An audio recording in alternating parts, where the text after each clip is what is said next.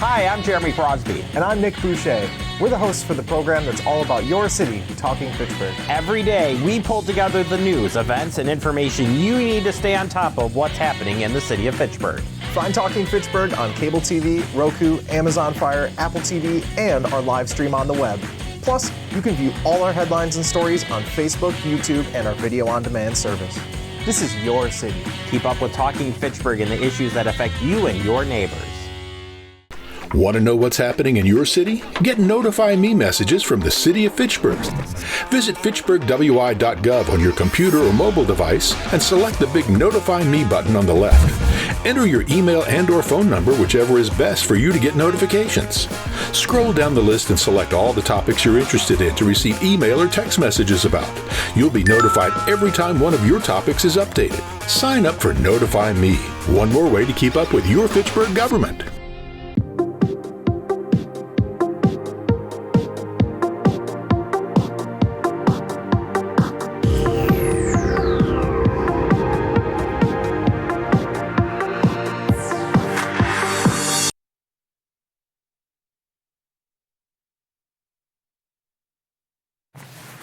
Okay, good evening, everyone, to the Plan Commission meeting for October 16, 2024.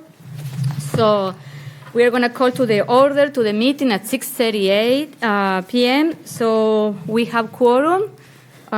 Zach Billings is absent with excuse. So the next we move to item 2 is approval of the minute. I move approval. Second. Any question, comments about the minute? No? All those in favor of approving the minute for September 17, 2024, say aye. Aye. Any opposed? The motion carries. So next we move to item number 3, public appearances for non-agenda items. So who is here who wishes to speak for non-agenda item? Non-agenda? Sure? Okay. So you have, because this is what I'm gonna, before we move forward, I'm gonna make some comments, some rules for tonight. Since we have a lot of people tonight, everyone will have 2 minutes to speak. We are gonna time out your 2 minutes. And when your time is out, we are gonna tell you, your time is out. And then when we open the public hearing for the next agenda items, everyone that wishes to speak in any of the items will have 2 minutes. I close the public hearing, and then I will invite the developer to present, and then I ask the staff, in this case our planning director, Diana, to present the staff report. And then I'm going to open the discussion to the plan commissioners. One thing that I want to mention, there is no interaction between the plan commissioners and the people that wish to speak, okay? So only plan commissioner only can ask questions to the developer or staff. Okay, so Dave, you have 2 minutes. Okay. 5855 Woods Edge Road. I'm here for a variety of reasons, but one is that I'm very concerned about the process that the council put in place back in 2010 when they passed the comprehensive plan. And so they've decided that they have the unilateral power to change the comprehensive plan and also to dictate the process by which amendments are proposed and evaluated. So I've been working myself, and I've contacted and consulted with attorneys who've been involved in this smart growth since it was proposed in 1997, and I've discovered that largely there are many things that are unlawful with regard to the process. The Plan Commission is the entity in the city that's responsible for the long-range planning for the health, welfare, and benefit of the community. And the council has usurped that authority unlawfully. So I've provided you with an email, commissioners, and I'll be sending out a legal brief. But essentially, one of the things that is true is that the plan for how this is to go is in the comprehensive plan. The comprehensive plan law says that there be no laws put into the comprehensive plan. So if that illegal procedure, which has a number of elements, is in fact illegal and it's only in the comprehensive plan, all you have to do to restore your power is to act according to the law. You don't have to take a lawsuit, you don't have to do anything, because it's as if it doesn't exist if it's only in the comprehensive plan. That's what the law says. Thank you. Okay, thank you. Okay, so next we move to agenda review. Any question, comments? No? Okay. And next we move to item 5, agenda items. So, Let me do it. okay. Yeah. I would just like to make a formal announcement that this afternoon, staff received a request from the applicant for item B to withdraw that application. So that would be the proposal for the future land use map change at the corner of Notre Dame and Lacey Road. The applicant has withdrawn that application.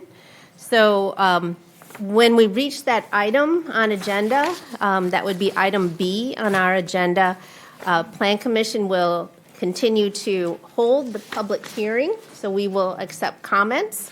But Plan Commission will not be having a deliberation, and they will not take action on that item.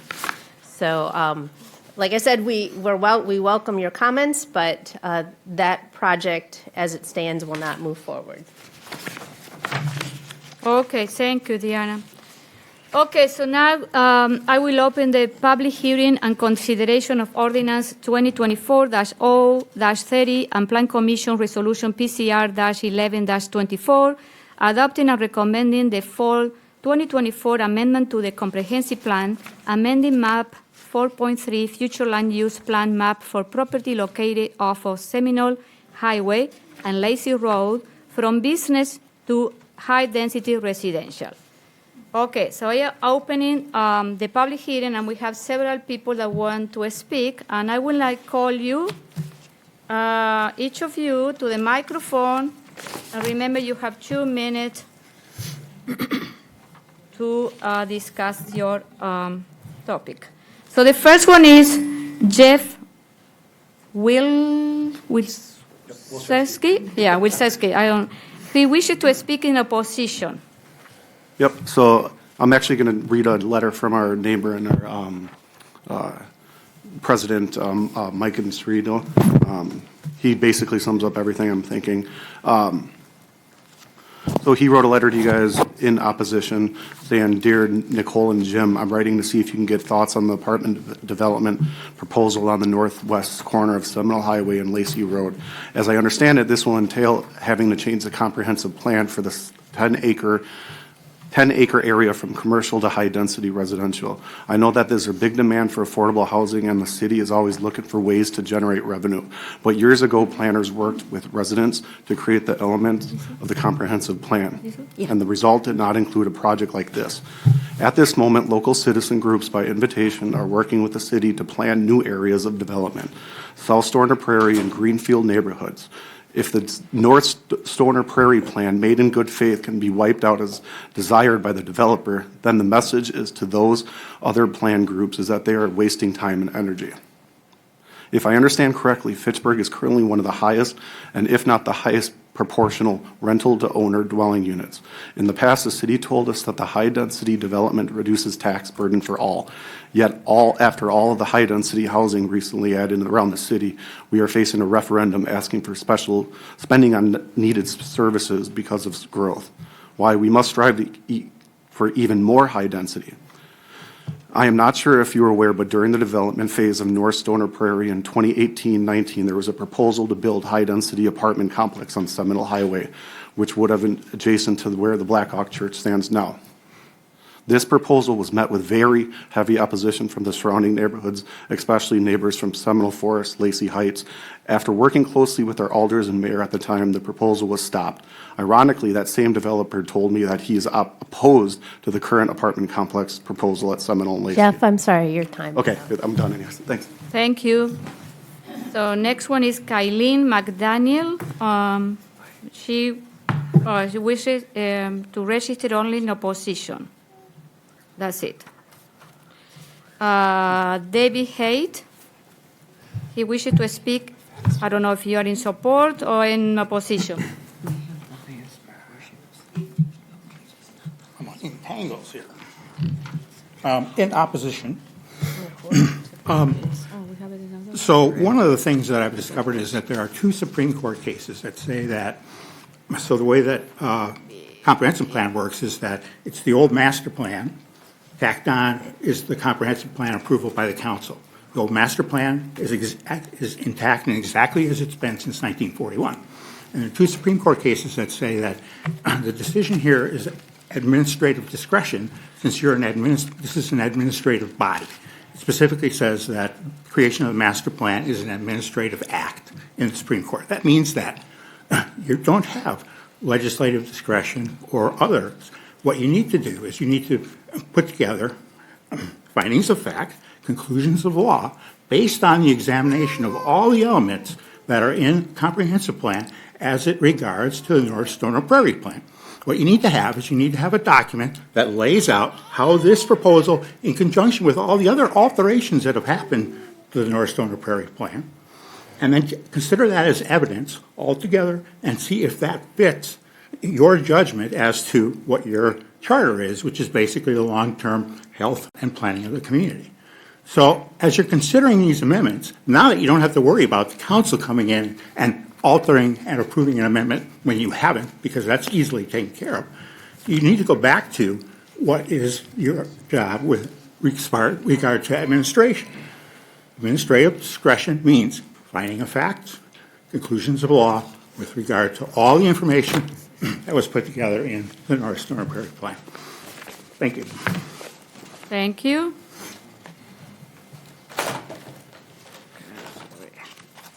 So next, I am calling Scott Weaver, who wishes to speak in opposition.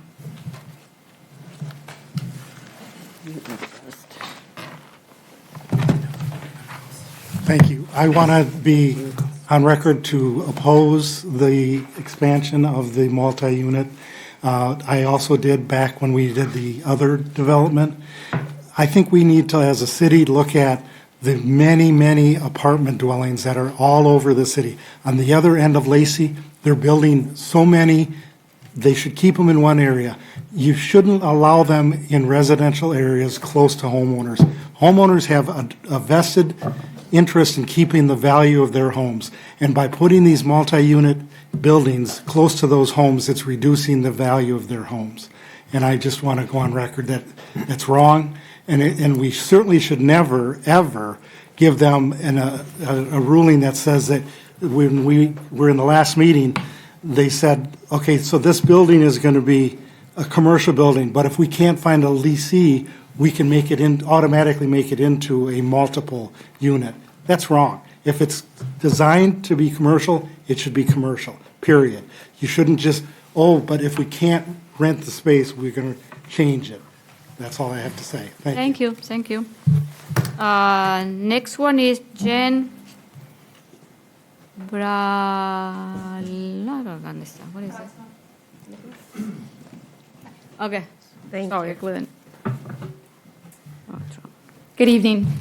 As a Fitchburg citizen, I support this development to change the comprehensive plan to provide housing along a bike path and a walkable community, as having a walkable community should not be exclusive right to only those that own homes. As a Fitchburg resident that utilizes commercial developments built by the Newcomb team, I can share with confidence that their projects are well planned, have the community's best interest in mind. Their project sites are kept clean and orderly. They're well executed and have a strong commitment to the quality, but also the community of which they serve. It would serve the Fitchburg community well and future Fitchburg residents to allow for the project to move forward with the residential and commercial properties that are being proposed. Okay, thank you very much. Next, Tom Clowder. Oh, it isn't done.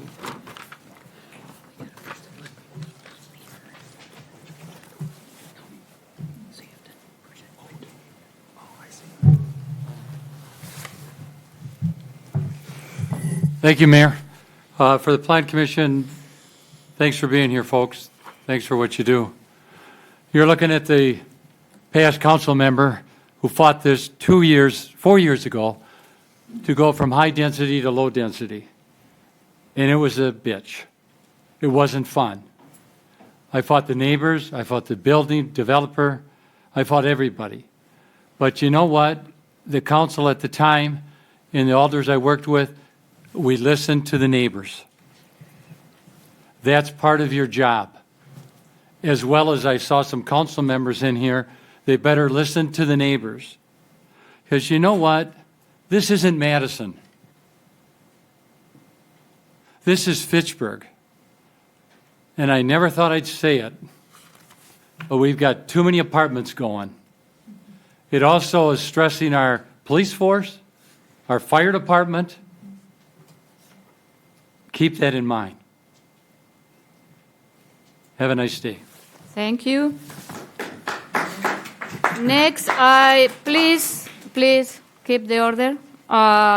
Next, I will call Brad Mullins. He's he's in opposition, but he's only registered to. He's only registered in opposition. That's it. Next, Rita Henricks. She wishes to speak in opposition, I assume. Oh, she's in a picture.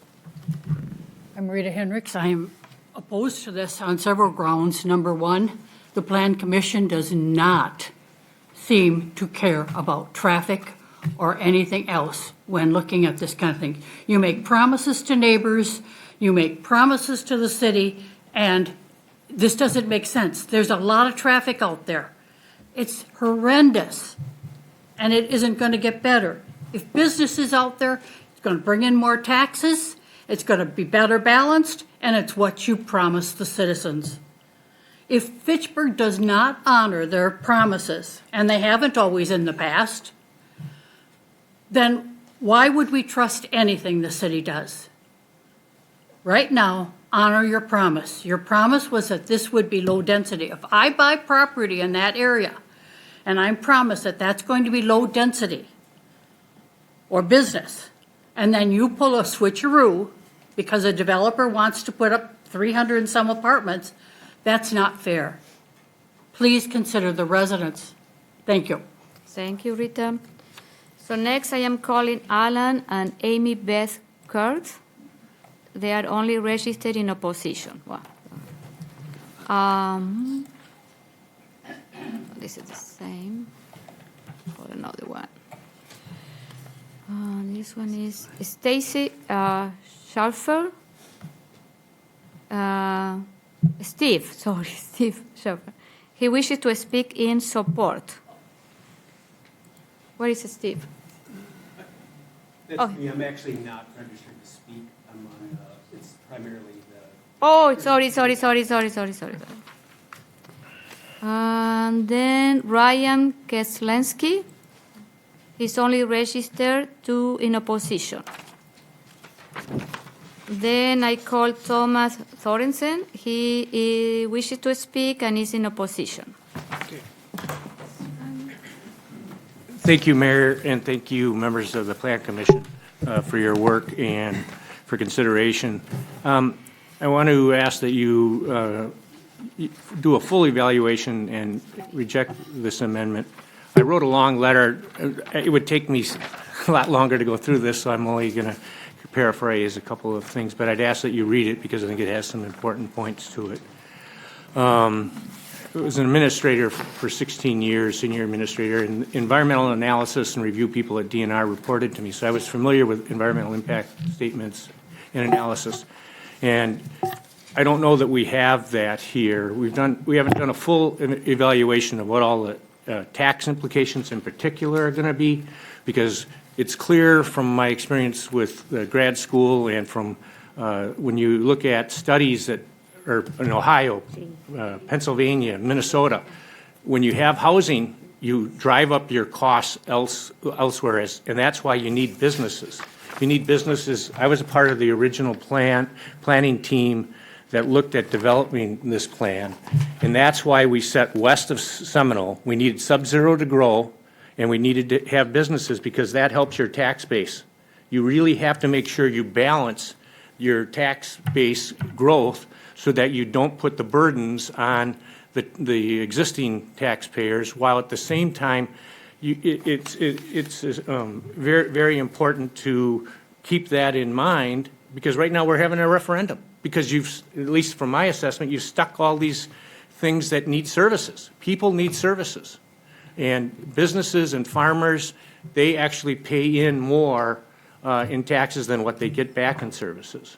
So you've got to do that analysis. I know one of the other neighbors wrote, some good questions to be evaluated before you would move on with this. Because I think it's really critical for traffic, stormwater, and a number of other key issues. I'm sorry, your time's up. Okay. Thank you, Tom. Thank you.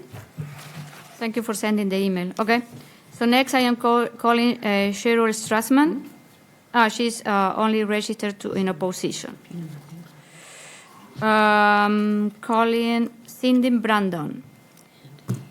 I don't know if she wants to, she's in opposition. They sent an email, yeah. We got an email and she's in opposition. Plan Commission received that this afternoon. So, that's it. Do we have any other person? No. This is from Jay, and Jay is on Where? line 2. Oh, okay. So, Jay, do you want to speak now? You had 2 minutes. Yes, I'd like to speak now if I appreciate this opportunity to summarize an email that I sent on behalf of myself and 7 of my neighbors this morning. And thank you for your service and to the city itself and to the Plan Commission. This is a very important project, and we really appreciate the opportunity to share perspectives on it. Not covering new ground, but there was a long and arduous process that led to the designation of business for this 8-acre parcel. And I'm not going to go into the details about how we got here, but Tom's point that business brings in more revenue to the city than apartment buildings is clearly valid here. The other thing that's valid is that this is a significant deviation from the plan, and a very careful evaluation of that and its implications is required. The email that I sent this morning has attached to it 7 questions that I believe this commission needs to answer, staff, and that those answers need to be available at least 30 days in advance of the public hearing that's required under the statutes and the comp plan before the council can act on this. I realize and I appreciate this public hearing, but there's another one required in the process. That's why this item isn't scheduled for action by the council until December 10th. And we hope that the answer to these questions can be provided at least 30 days in advance of that hearing when the hearing is noticed, so that people will have an opportunity to understand exactly what this project entails and what the implications are. The other thing I'd like to mention now, as long as I got a couple of seconds, agenda item 5J is a significant revision to a process in the comp plan that definitely should not be made. This provision prevents the council from modifying recommendations of this body. And this is unprecedented. Jay, your time is out. Unprecedented throughout the state. So don't do that. Thank you. Thank you. Okay, so do we have any other person who wishes to speak in this item? This would be for the first item? No? I'll speak. Okay. Do you have your form? No, I do not. Oh, you can come up and then fill out the form afterwards. You have to say your name and, Hello, good evening, everybody. My name is David Tsai. I am a resident of the Crescent Crossing neighborhood, which is going to be just across the street from this proposed development. I'd like it to be on the record that I am in support of this development. We do need the housing, and I am not worried about the developer being unable to find a tenant for the commercial space on the ground floor. I personally would love to have some businesses and services within walking distance of my home, which I currently do not. And I think that if this plan that they've put together makes a lot of sense to me. It all sounds like a good idea. It sounds like they've thought it through, and I'd like to see it happen. Thank you. Thank you. Okay, so I will close the public hearing, and then I will invite the developer, Gus Newcomb. Oh, where's Sue? Do you want to speak on this one? Sue, do you want to speak on this one? Yes, please. Oh, okay, go ahead. Okay. Thank you for your service and considering my comments on agenda items 5A and 5J. I'll quickly comment on both. And I ask that you reject both of these amendments to the comp plan. About item 5A, I believe Fitchburg has done and is doing more than its fair share in developing high-density housing compared to other nearby communities in Dane County. If you wish to approve this amendment tonight, please, each of you, respond to every question in the letter and attachments you received from a group of citizens today. My name is included. If you do approve this, I think it'll be viewed as demonstration of what not to do when planning a community. We already have a plan in the North Stoner Prairie neighborhood. Approval of this request will tell the community at large that citizen involvement in new neighborhood planning is an exercise for show and not a serious endeavor. Regarding 5J, please reject this undoing of a change to the comp plan, which occurred after lengthy citizen engagement just a few years ago. The current wording in the comp plan was approved to assure we citizens that the elected common council has the final say for important questions about quality and quantity of city development. This change was made with the individual citizen's best interest in mind, in keeping with democratic principles. This proposed process in item 5J is a regressive disconnection between major decisions and the citizens most affected by the outcomes of those decisions, and is therefore a violation of the norms of democracy. Thank you. Thank you, Sue. Okay, so, I don't know. Okay, the other one is an architect. Okay, no. Okay, so I am closing the public hearing now, and I will invite the developer to the microphone, Gus Newcomb. Pam, hey, are you part with? Okay. No. No? Oh, no. Who is? Okay. Wade Wise. Okay. Go ahead. I want to share the. Yeah, let me know. Okay.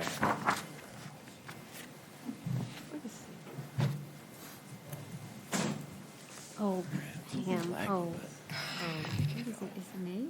Yeah. Is you? I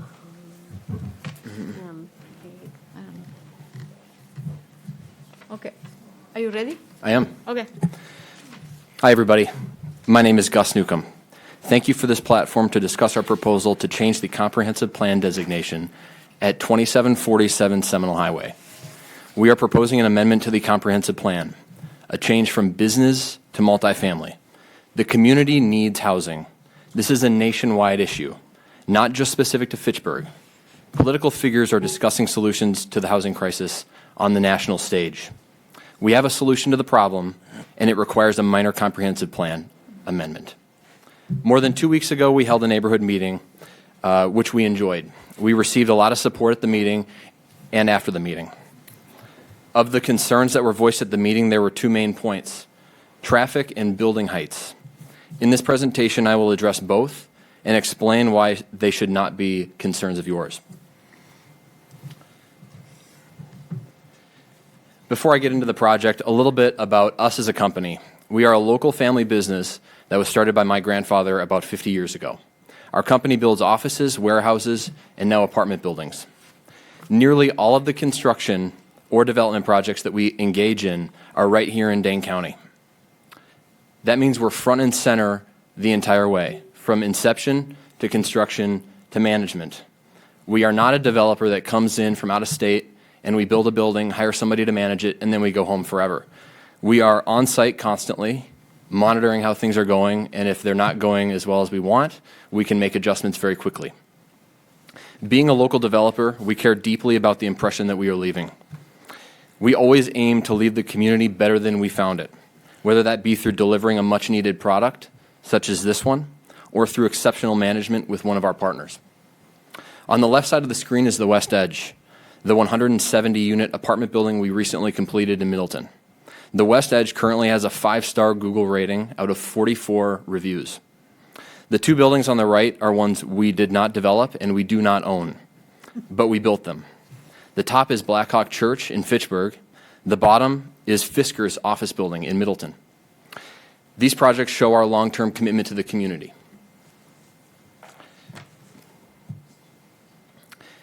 The meeting tonight is to discuss an amendment to the comprehensive plan, changing the designation from business to multifamily. However, I wanted to take a few minutes to discuss some of the specifics of our plan once the zoning is amended. Featured in this development proposal are 377 market rate apartments. These apartments are studios, 1-bedrooms, 2-bedrooms, and 3-bedrooms.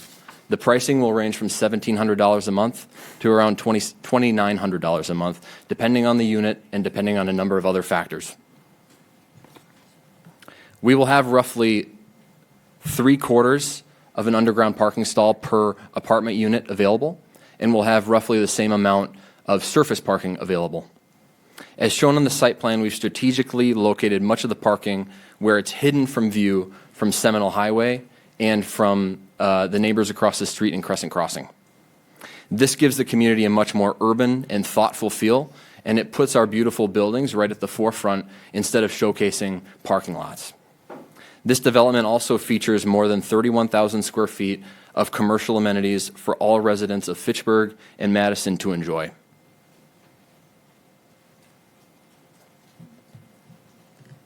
By amending the zoning text, we can bring a development that aligns strongly with Fitchburg's strategic plan. In fact, our vision practically is the strategic plan. We are bringing a walkable, amenity-rich community that fosters an active lifestyle for our residents and community members alike. We will be curating this feel by both tying into existing infrastructure that's being underutilized and by bringing value in the form of amenities. At our cost, we will be extending the 10-foot multi-use path along Seminole Highway and making connections to the Badger State Trail. Both serve to enhance connectability. One thought mentioned by a couple different residents was the building heights. On the screen, you can see a 2-scale cross-section of the 4-story apartment building on the left as proposed on the bottom of the screen. And on the right, you can see one of the single-family homes in Crescent Crossing. In between is Seminole Highway, retention area, and sidewalks. The difference in height is only 12 feet from the top of the proposed apartment building to the top of the single-family home. The distance between the two is 250 feet. We feel that due to the small difference in height and the significant distance between the single-family home and the proposed development, the apartment will not obstruct views. After all, there are trees currently on the property that are taller than the proposed apartment development.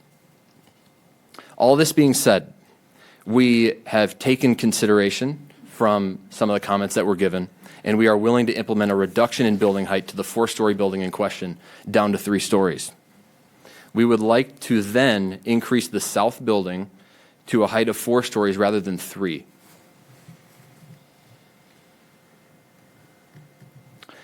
On the screen are some metrics from the traffic impact analysis our engineers completed. The analysis was done by a firm that the City of Fitchburg contracts with regularly. This firm has the best interest of Fitchburg in mind. The analysis was completed by considering the number of trips per day per unit, per court, and per 1,000 square feet of retail.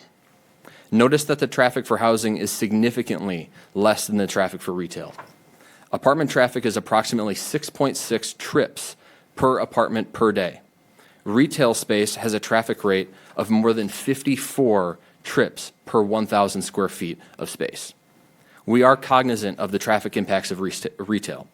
We are aiming to bring amenities to the area in the form of businesses, but we will limit the amount out of consideration to both to traffic both publicly and privately.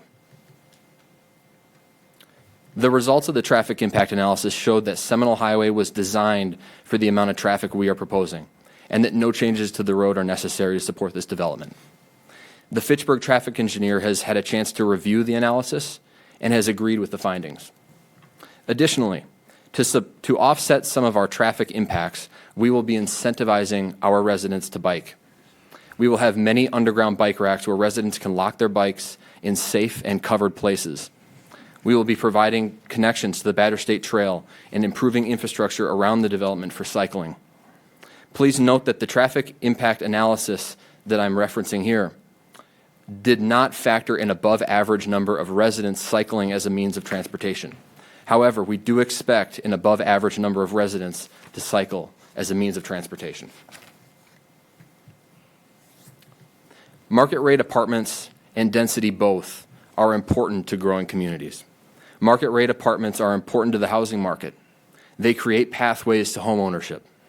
Many people that want to move into these apartments will be in the market for single-family homes in years to come. They also reduce the pressure on low-cost apartments so as to ease rent increases in those units. By building more market rate apartments, it will become easier for Fitchburg businesses to attract and retain employees. The same goes for teachers at our schools. If we have more housing opportunities that are quality, the Fitchburg school system will be able to attract more teachers and more quality teachers and retain them.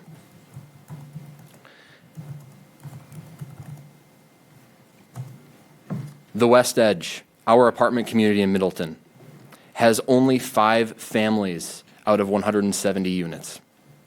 This development project will bring in more tax revenue per student added to the school system than an average single-family neighborhood. The density of this development will help preserve green and park space. Instead of having a moderately dense development here, a moderately dense development down the road, and then another one a few years later, we can fill much of the housing demand with this one property. Moderate density results in significant urban sprawl, resulting in eating up all of our green space. Along those same lines, the construction of these 377 apartment units will take much less time than building 377 single-family homes. So if you are concerned with the timeline of construction with this development project, then this development project is for you, because we can construct these faster than we can build homes, and we're going to be doing it relatively all at once. Lastly, but importantly, high-density communities save municipalities money by bringing in tax revenue without the need to construct and maintain lots of public infrastructure. The proposed development only has private roads.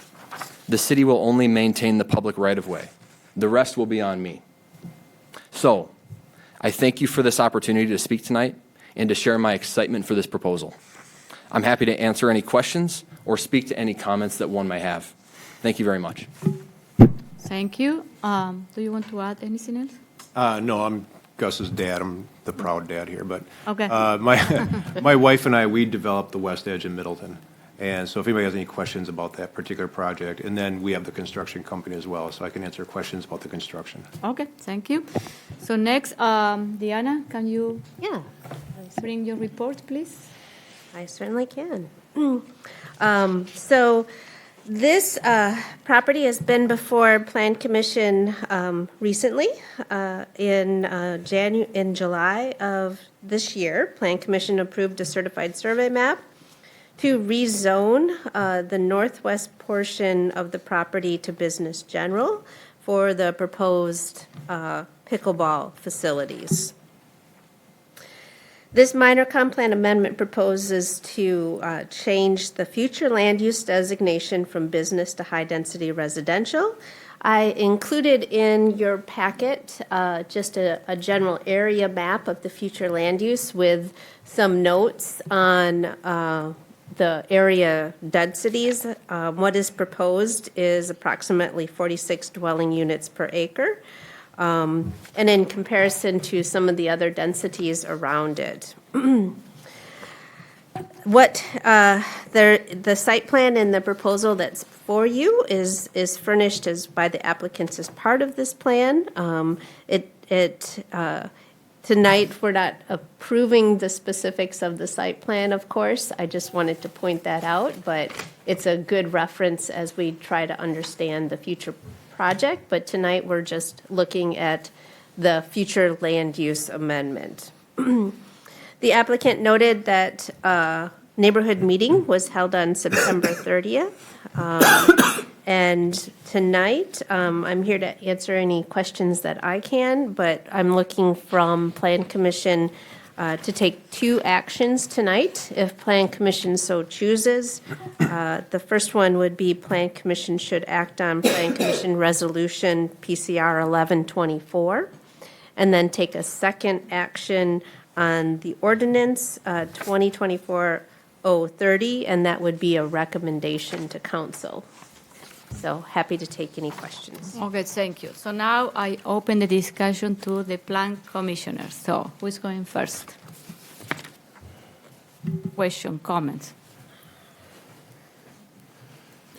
Deanna, can you just confirm, I sent you an email earlier today, but in looking at the stormwater assessment, which will happen for this property, as I understand it, in 2 phases. So for the northern part commercial and then for the southern high-density residential areas, we are working from updated data at this point to align with Dane County's change in 2021, correct?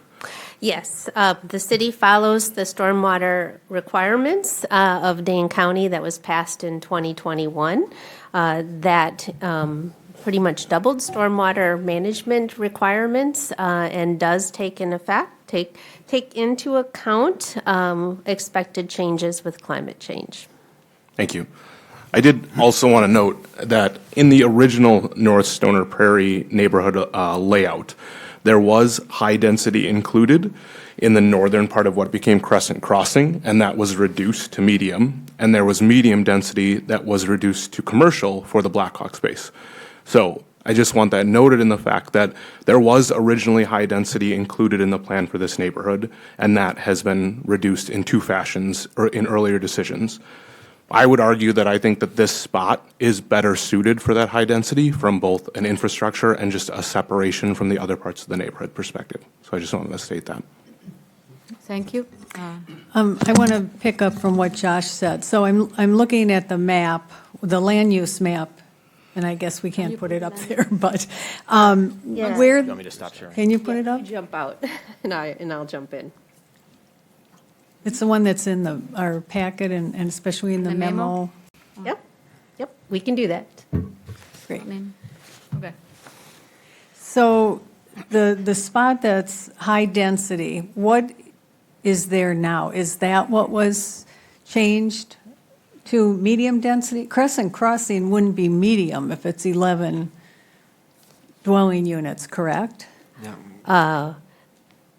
Well, under our current future land use, actually, high density is 9 and above.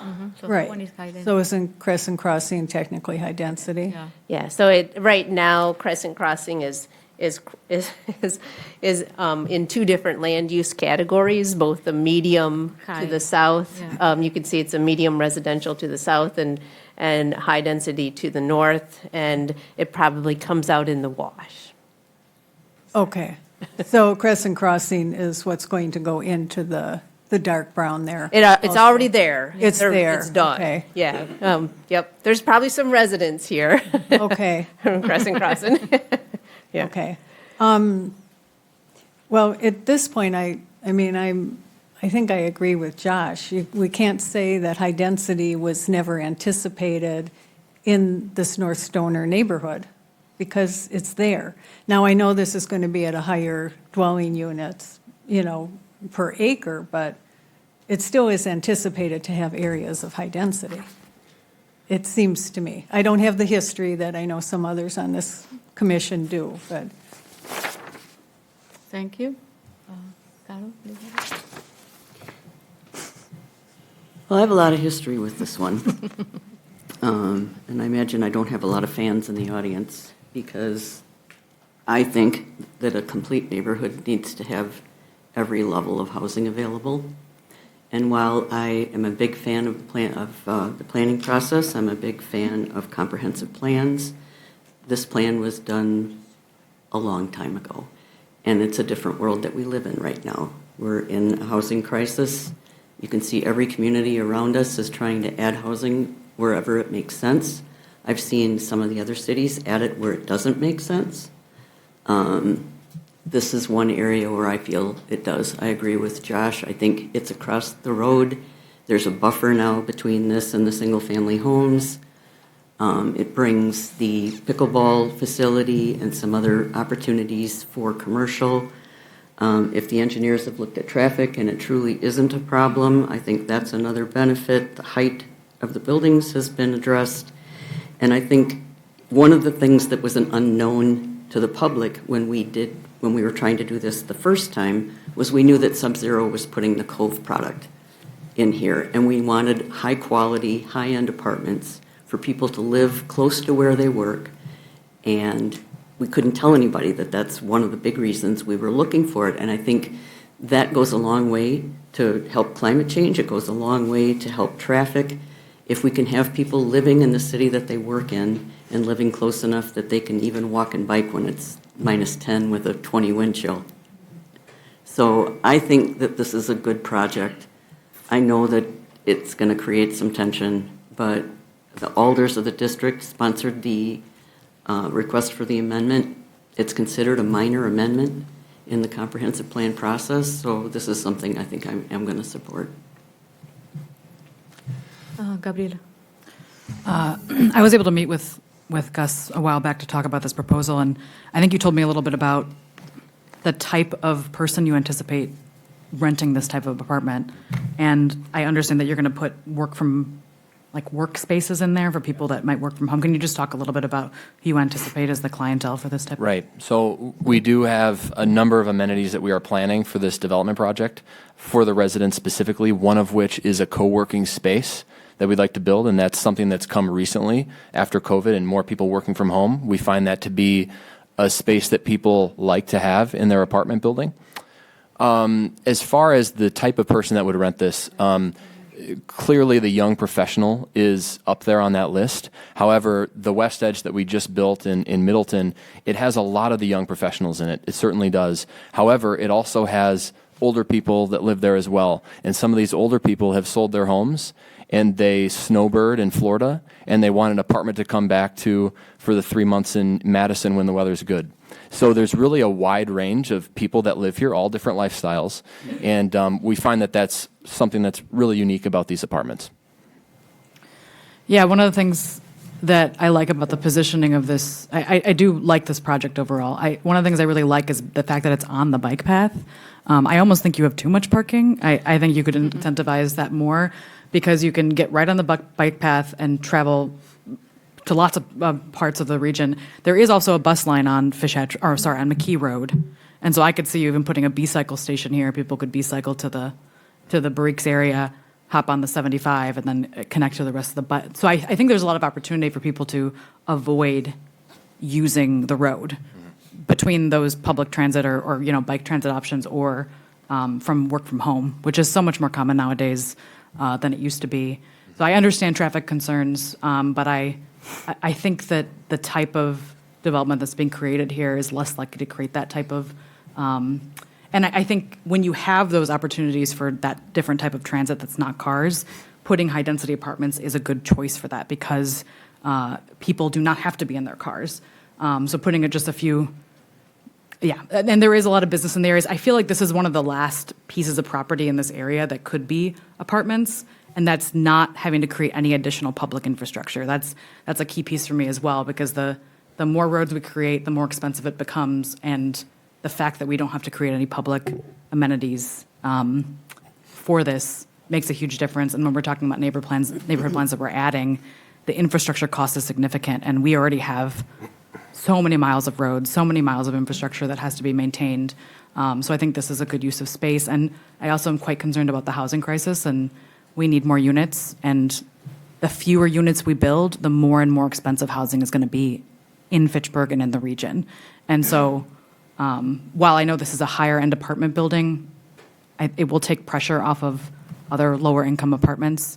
And I think it's a nice development, and I think it's a good fit.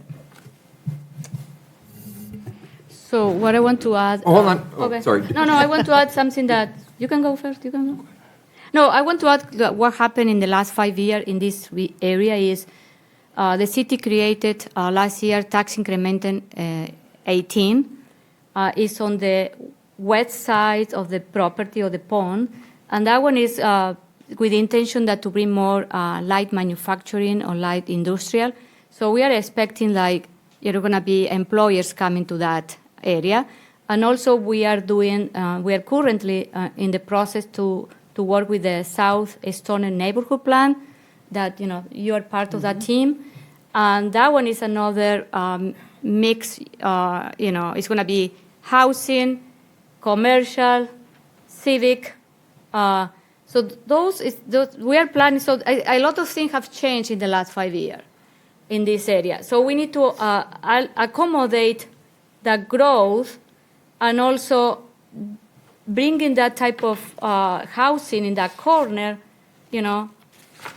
It could be catalyst for what the future bring. For new employers coming to the area, additional housing.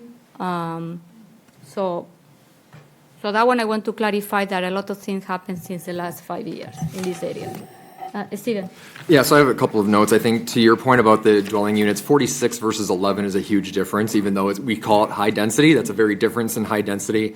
There's two big concerns here is renting and not owner occupied, and taking away the few parcels that we still have that are not residential.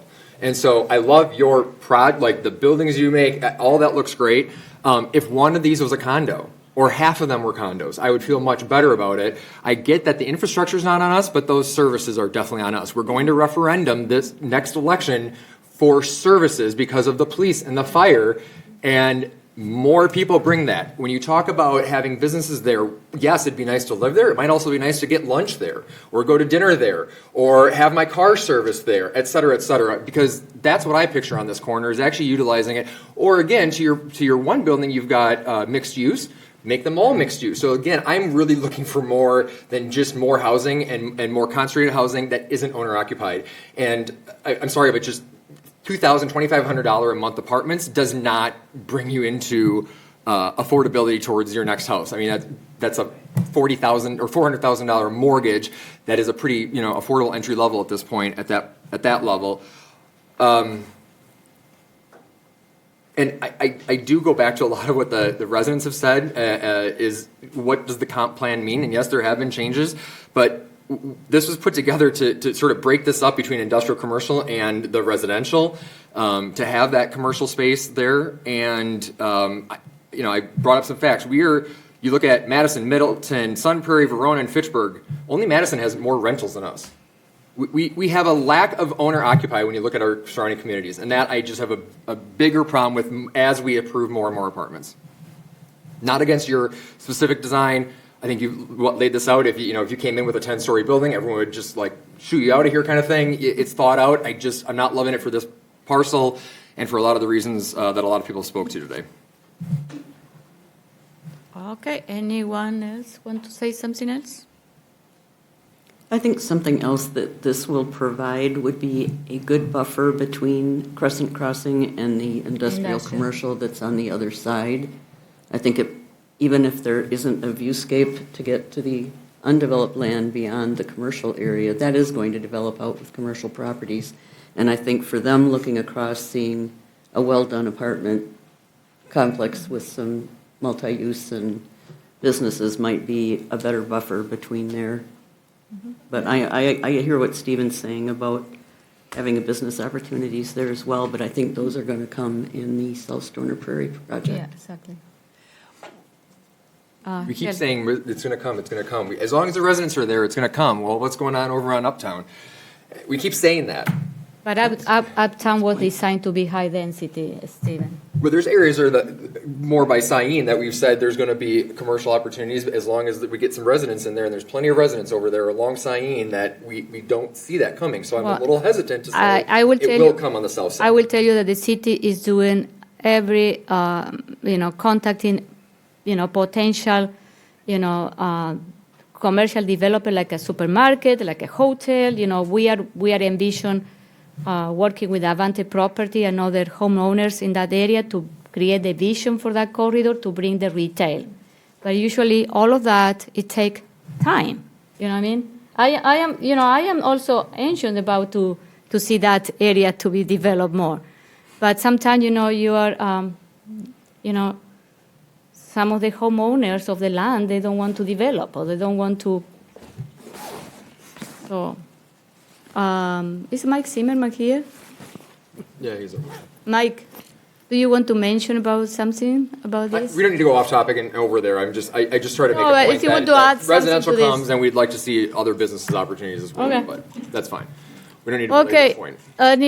Shelley, do you want something else? First, I agree with Stephen. I wish we had more owner-occupied, and if you want to think about some of these being condos, that would be excellent. But I do have a question. Where does the South Stoner neighborhood start off of Lacey? Does it show on this map, or is it farther west? No, it starts right here. Yeah. Okay. Yeah. And the gray area is the Edgewood. Yep. Oh, okay. And then I know the plans aren't finalized, but is there discussion of having high density in that area? Yeah. Mm-hmm. Okay, thank you. I can speak to the condo question. And Stephen, I completely agree with you. There's demand. We get approached all the time about condos. There are two problems with condos, and this is why you don't see condos developed today. After the 2008 financial crisis, the bank standards changed, and to finance a condo project, they have to have over 50% now pre-sold. It's very difficult for developers to pre-sell anything that's not built. That's one problem. The other problem is they're extremely litigious. So it's almost impossible to find an architect today that'll even design a condo because of how litigious they've become. So that's why you used to see condos all the time prior to 2008. After 2008, they stopped, and that's why. But I'm in agreement. I think they would be a great benefit. I'd love to develop them, but there are serious hurdles against condos. Gabriela. Quick question in regards to that. There's another development, I think in over Highfield Reserve. It's a townhouse development, and they did say that they have it. It's a possibility to turn it into condos in the future. Mhm. Is that something that's possible for this development, or you anticipate this will be rentals in perpetuity? It's nothing that we've thought about how to change them. I mean, there's a lot of, it's not in our wheelhouse about how to think about it right now. To be honest, we developed the West Edge. We understand how apartments work. We understand the development of it. I really don't understand anything about condos other than that there's some serious hurdles, what I just explained, just now. And those are national hurdles.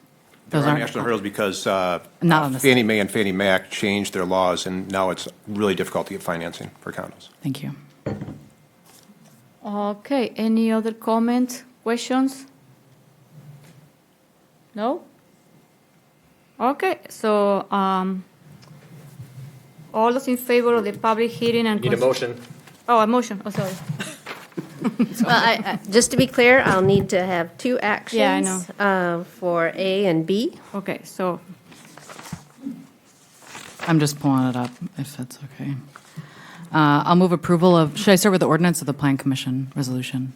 It doesn't matter. Okay, I'll move approval of the Plan Commission resolution PCR 1124. I'll second. Okay, all those in favor of the Plan Commission Resolution PCR-11-24, say aye. Aye. Any opposed? Nay. We have one opposed. Okay. I'll move approval of ordinance 2024-030. Second. All those in favor of the ordinance 24-030, say aye. Aye. Any opposed? Nay. Okay, the motion carried. Thank you. Okay, thank you. Thank you. Yes, very last. Yeah. Are we breaking up? Okay, so now I want to open the public hearing and consideration of Ordinance 2024-0-31 and Plan Commission Resolution PCR-12-24 for all of those who wish to speak in this matter, but this matter was withdrawn. So, okay. Where we have this one? That's your staff. Oh, my Lord. That, nothing. I know. Okay. Okay, we have Sherry Strassman that she is she registered only in opposition. I have Julie Mayer. She registered only in, I don't know, opposition. Linda Cushia. She registered only in opposition. I don't know who is this person. Ronald Berger. He wishes to speak in opposition. Okay, you have 2 minutes, sir. Thank you for the opportunity to speak. My name is Ronald Berger. I'm president of the Crossing Condominium Homeowners Association. We are pleased that the applicant decided to withdraw his particular proposal, which we had strongly opposed. I sent you yesterday a copy of a letter outlining our position. Let me just summarize. Currently, it is zoned at low density for a maximum of 5 units. The applicant had wanted to increase a 5-unit limit and proposed a development on 1 acre of land of 37 units plus business space with underground parking and 18 surface parking spaces. This is clearly much too much for 1 acre land, particularly at the particular corner. I will let others speak to traffic issues and things like that, but in his application, which he has now withdrawn, the applicant claims that his proposal is consistent with the surrounding built environment. That is false. To the west is a single historic landmark farmhouse with barn. It's not consistent with a 37 unit plus business building. To the east is our Crossing condominium complex. The applicant is correct in noting it is zoned for high density, but it is not built at high density. We have an average of 4 units per acre. He wants 37 plus. To the south is the ongoing Lacey Ridge property, which currently has almost completed 13 units, plans for 47 total. We are, by the way, already concerned about the traffic problems that we are going to have there, and we have already had runoff problems into our pond, which we were promised would not happen, but which we had. That is an average of 17 units. So the Your time is up. Ron, your time's up. Thank you. Thank you. Barbara Clark, she wishes to speak in opposition.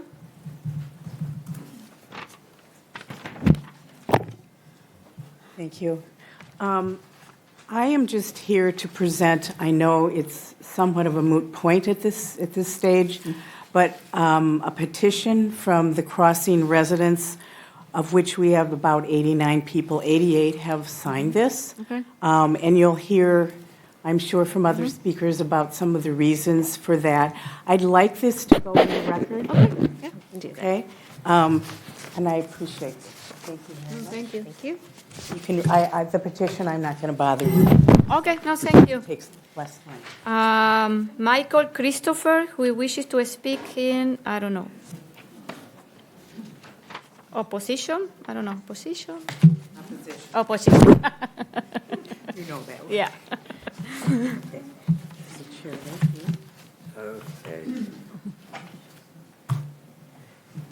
Thank you very much.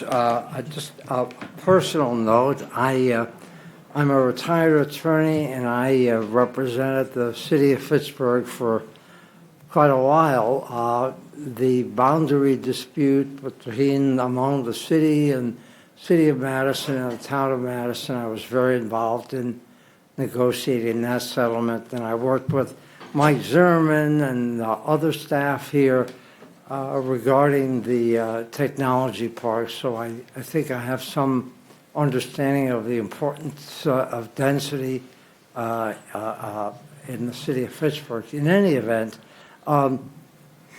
first of all, I want to compliment the mayor for setting time out of her busy schedule to meet with me regarding this proposal. I also want to compliment the staff for answering my questions, because I was bugging her a lot. But in any event, and I also want to thank the owner because he listened to us, and I think that he realized that his proposal, at least in the present form, really did not make sense and was not worth going ahead with. So I appreciate very much. Thank you. Thank you, Michael. Next, I am calling Ed Dashkant? Dashant? I don't know. He wishes to speak in opposition. Okay. I'm just reflecting what everyone else has said, but Okay. I also, when we went to the meetings beforehand to talk to the owner, and our alderman was there, and our alderman kind of had the idea that he was going to build this as an apartment building where he thought it was going to be like the Addison with high-end apartments and a beautiful little coffee shop and stuff. But the owner was basically saying he was trying to build a unit that had as many rooms as possible to fill with his family, his children, of which he had 10, and his extended family, which there would be no other renters. There would just be his family. So it was basically a group home, which made it to me a little senseless and not good for our neighborhood.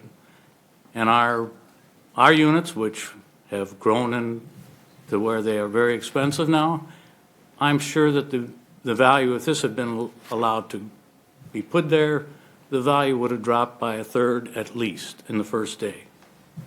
I'm just saying that. I'm hoping that the Planning Commission never really talked to the guy and knew what he was going to do with it. Otherwise, I would hope that they would have just rejected it. Now, I don't know what the Planning Commission wants. They want more high density, but you have to consider the neighborhood that is around these things and how it affects them. Thank you. Thank you. Yep. I am calling Gloria Pofal. Yeah, sorry. That's okay. Good evening. I apologize, some of this will be redundant. I am speaking for myself, but mirror many of the questions and concerns from my neighbors at the crossing. I realize that this land will be developed, but I hope the owner will keep the existing neighborhood plan in mind. They did purchase this parcel knowing the zoning was for 2 to 5 units. The land is between a historic farmhouse and a spacious condo development, 4 units per acre, which was mentioned before, with ample green space, trees, and a walking path. 37 units, 18 parking stalls, 2,000 square feet of retail, and numerous old trees being taken down does not meld with the neighborhood. A big concern to me is the environmental impact, along with traffic and construction congestion. When the Lacey Ridge townhomes were built, we had runoff into the pond twice. We were assured that that had been addressed. It wasn't. The residents of the crossing all absorbed that expense. I'm very concerned this will happen again, and at whose expense. This should be kept at a lower density development, acknowledging the property around with the least amount of damage to our environment. In closing, I'm reminded of a sign I see every time I drive down Whalen Road. Fitchburg, Tree City, USA. I want Fitchburg to grow and prosper. I love living here with all the beautiful green space and, yes, the trees. Thank you. Thank you, Gloria. Next, I am calling David Leboff. He wishes to speak in opposition. Good evening. Good evening. Thank you for the opportunity to speak. I won't take a lot of your time since the proposal's been withdrawn. I just wanted to express my appreciation to the professional planning staff of the city of Fitchburg in their efforts to try to preserve the unique agricultural urban interface that we have in this area. And I think they've done a very good job in that, reserving a lot of land for either low density housing like the crossing was, as the crossing was built, or farming. And I hope that as we move forward, the commission and the city respects those planning efforts by the city's professional planners. Thank you. Thank you.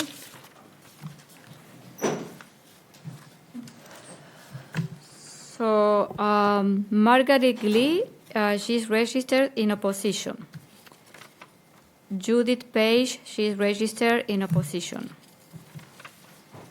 Pei Min Xia, registered in opposition.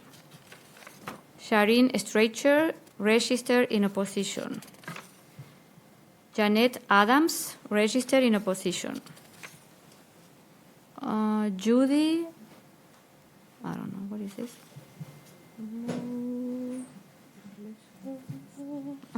I'm sorry. McCulloch? McClarick? Okay. Okay. She's registered in opposition. Carol Lynn, she wishes to speak in opposition. Carol, where are you?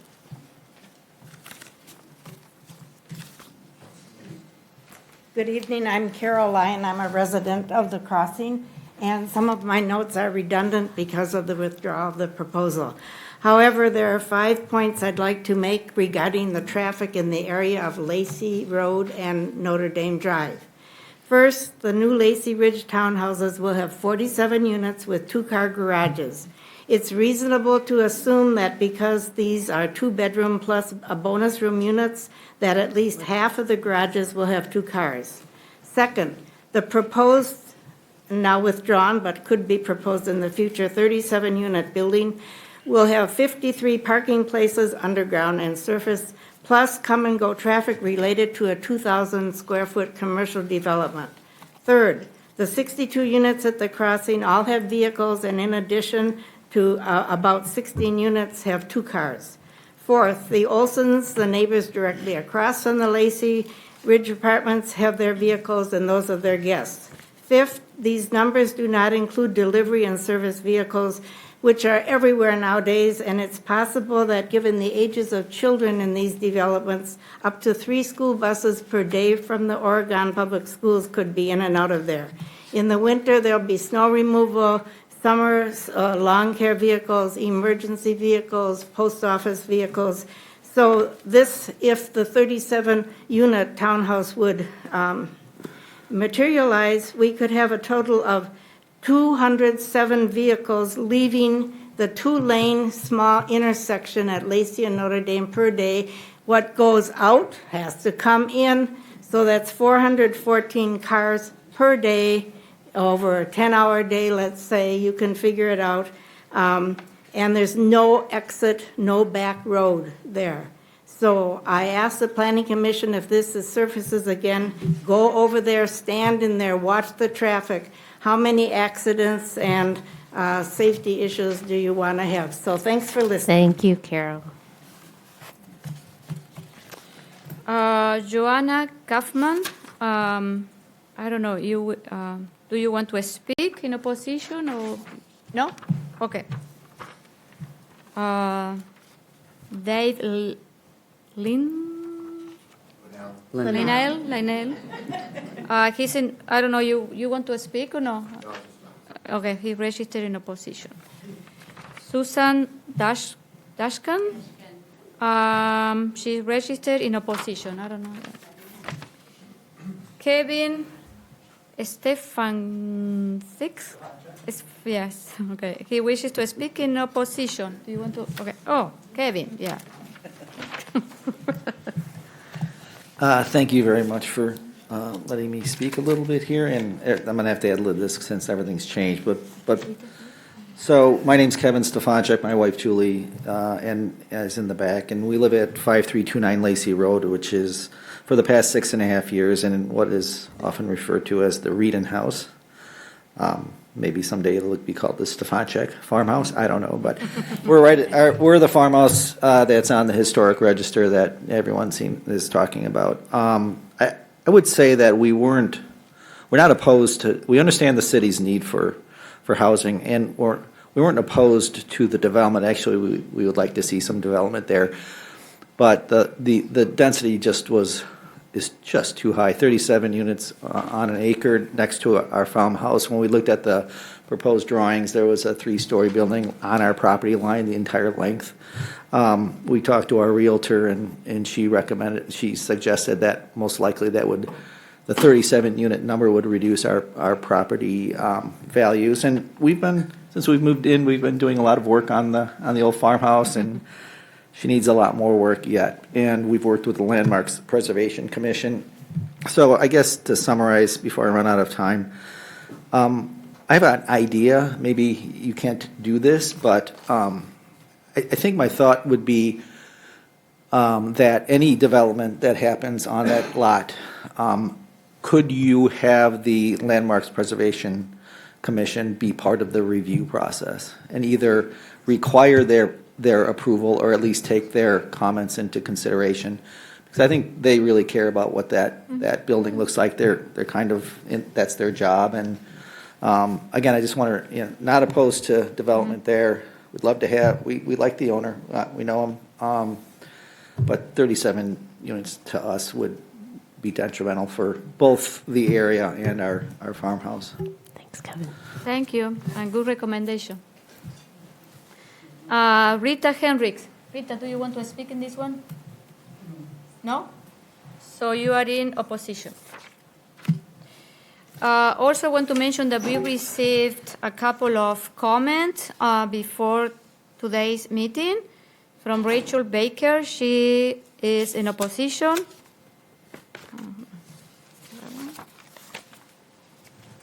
Sharon Olson, she is also in opposition. And we received a letter from Kevin. Okay, so that one from Kevin. Okay, so who else want to speak?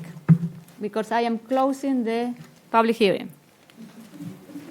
Okay, so we are closing the public hearing on consideration of Ordinance 24-031 and Plan Commission PCR-12-24. So we are closing. Okay, thank you. Yeah, you can say something. I just wanted to thank everybody for staying and speaking anyway, because if something comes back, it's nice to hear your points, and we can keep those in the vault, if you will, for when you come back. So thank you for staying and actually speaking. Yes, thank you for even though coming. there was a withdrawal. Thank you for coming. Okay, so now we move to... Is this a table indefinitely, or? No, the application was Was withdrawn by the applicant. So we don't need to take any action? Okay. You don't need to discuss, you don't need to take action. I need to connect my computer. One second. Did it come on hook? Deanna, at council, do I postpone indefinitely, or how does that work at council? No, we'll have council, well, this won't go to council till December. Yeah. If you guys are leaving, please exit quietly. We have more business to attend to. Please exit quietly so we can move on with the agenda.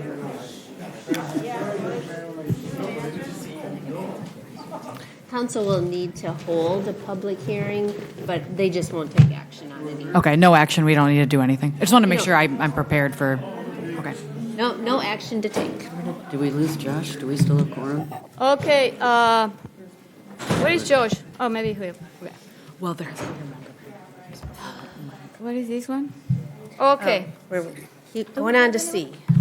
Okay, so we are in item 5C. I am open the public hearing and consideration of Ordinance 2024-0-28 and Plan Commission Resolution PCR-09-24, adopting and recommending the fall 2024 amendment to the Comprehensive Plan, amending Map 4.3, Future Land Use Plan map from property located off Borchard Road, specifically from AJ and OAs, that is agricultural and open space, to rural residential. So, do we have anyone to? No. No? The applicant is not here? The applicant is here, and do you want I to? can take this one. No? Okay. So we're going to, so I close the public hearing, and then we have the annual report. Okay. Okay, so I'm just going to pull up my map here.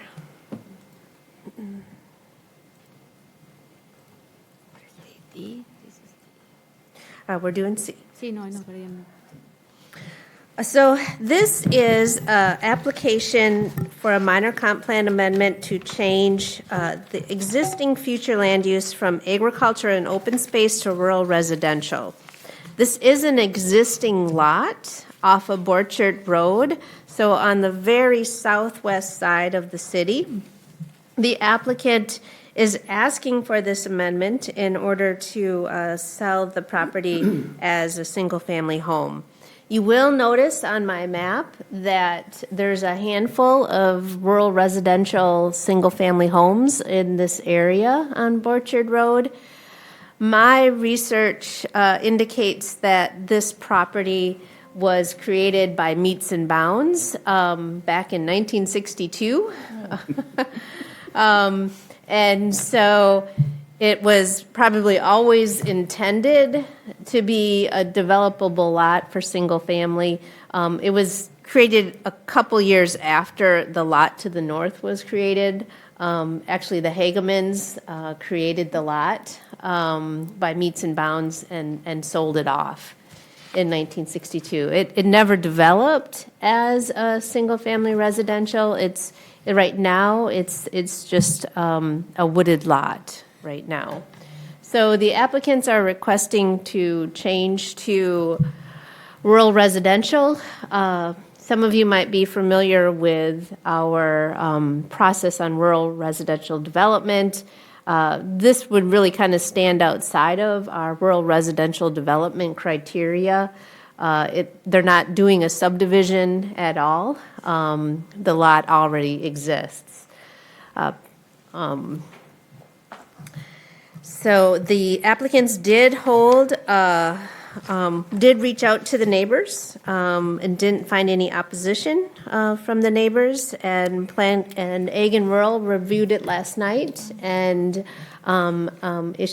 indicated their support. Okay. So maybe Shelley wants to fill in a little bit about that. But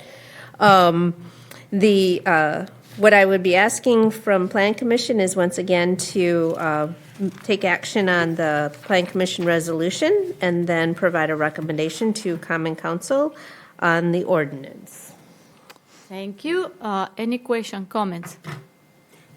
I have a question from the packet, and this might be what you just said. This whole thing, the property, however, is not part of a base farm, has no entitlement to any of these claims. To develop the property under the existing zoning would require the transfer of a claim to a willing participant of this property. Like, I did not follow any of that. Is that what you were just saying, though, in terms of it's not a development and it's not part of a farm, but it's okay because of where it is? And yeah. Okay.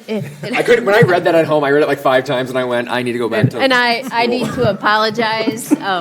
It was poorly written, and so I apologize.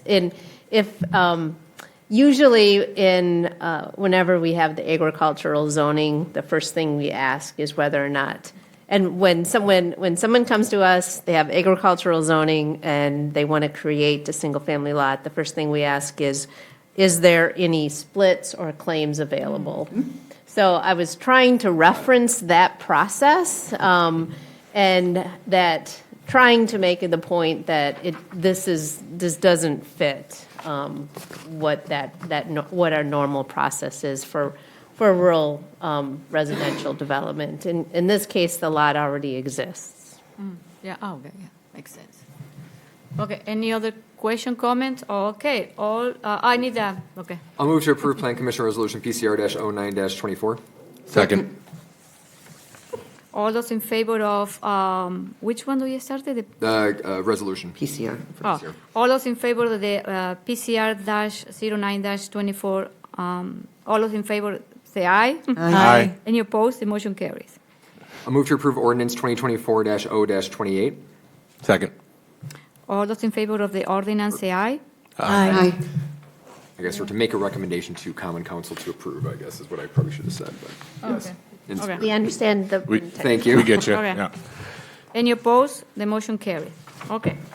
Thank you. Thank you for coming. Okay, next we move to 5D is I will open another public hearing and consideration of ordinance 2024-0-29 and Plan Commission Resolution PCR-10-24 adopting and recommending the fall 2024 amendment to the Comprehensive Plan, amending Map 4.3 Future Land Use Plan Map for property located off of Central Park Place from P&C Parks and Conservancy to high-density residential. Okay, do we have anyone speaking on this? Do we have five? For D, and D. Do we I have do not anything? have anyone for D. The applicant is not here? Okay. This is a staff one. Oh, yeah, this is, okay. Okay. Diana, can you go? This is a staff-initiated one, and it's kind of a cleanup.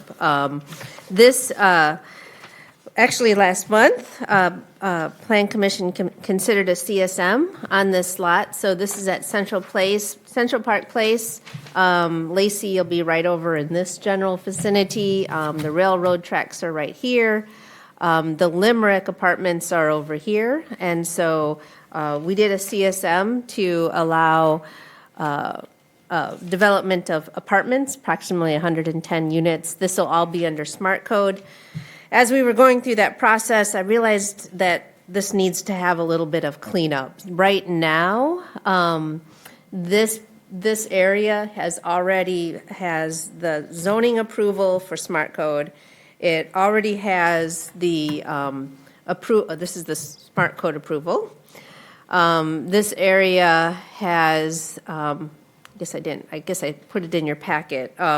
It already has in smart code an approval on the Article 3, which labels this area as T5.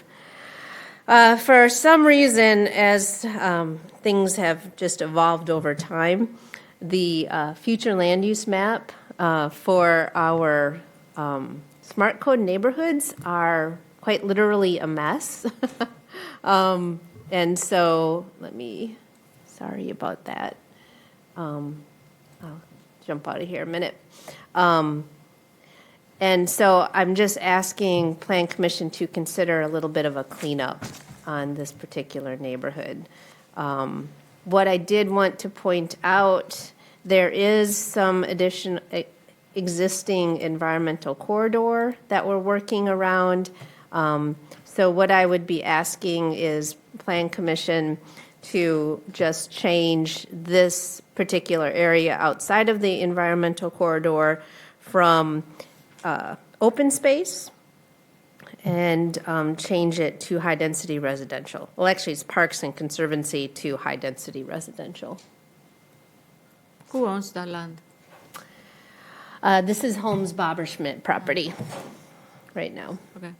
Mm-hmm. Do you want to speak? No? So this is just kind of a cleanup thing on me so that we kind of keep all of our ducks in a row. I'll move approval then of Plan Commission Resolution PCR-10-24. Second. All those in favor of approving the PCR, say aye. Aye. Aye. Any opposed? The motion carries. Next one.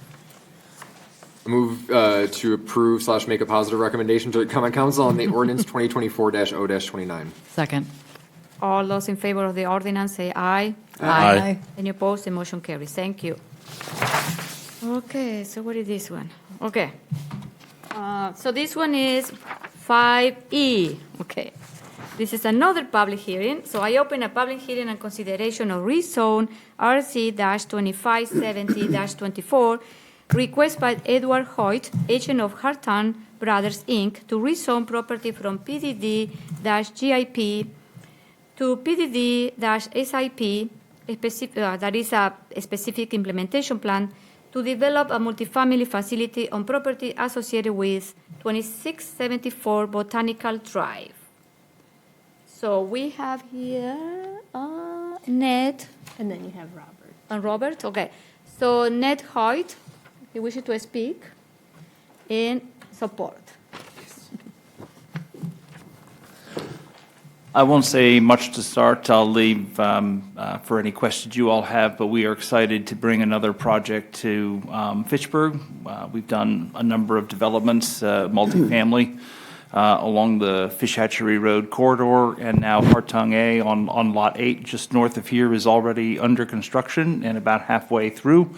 And as that has progressed, we've moved on to the next building just to the south, Lot 7. and have brought forward the plans here for SIP approval.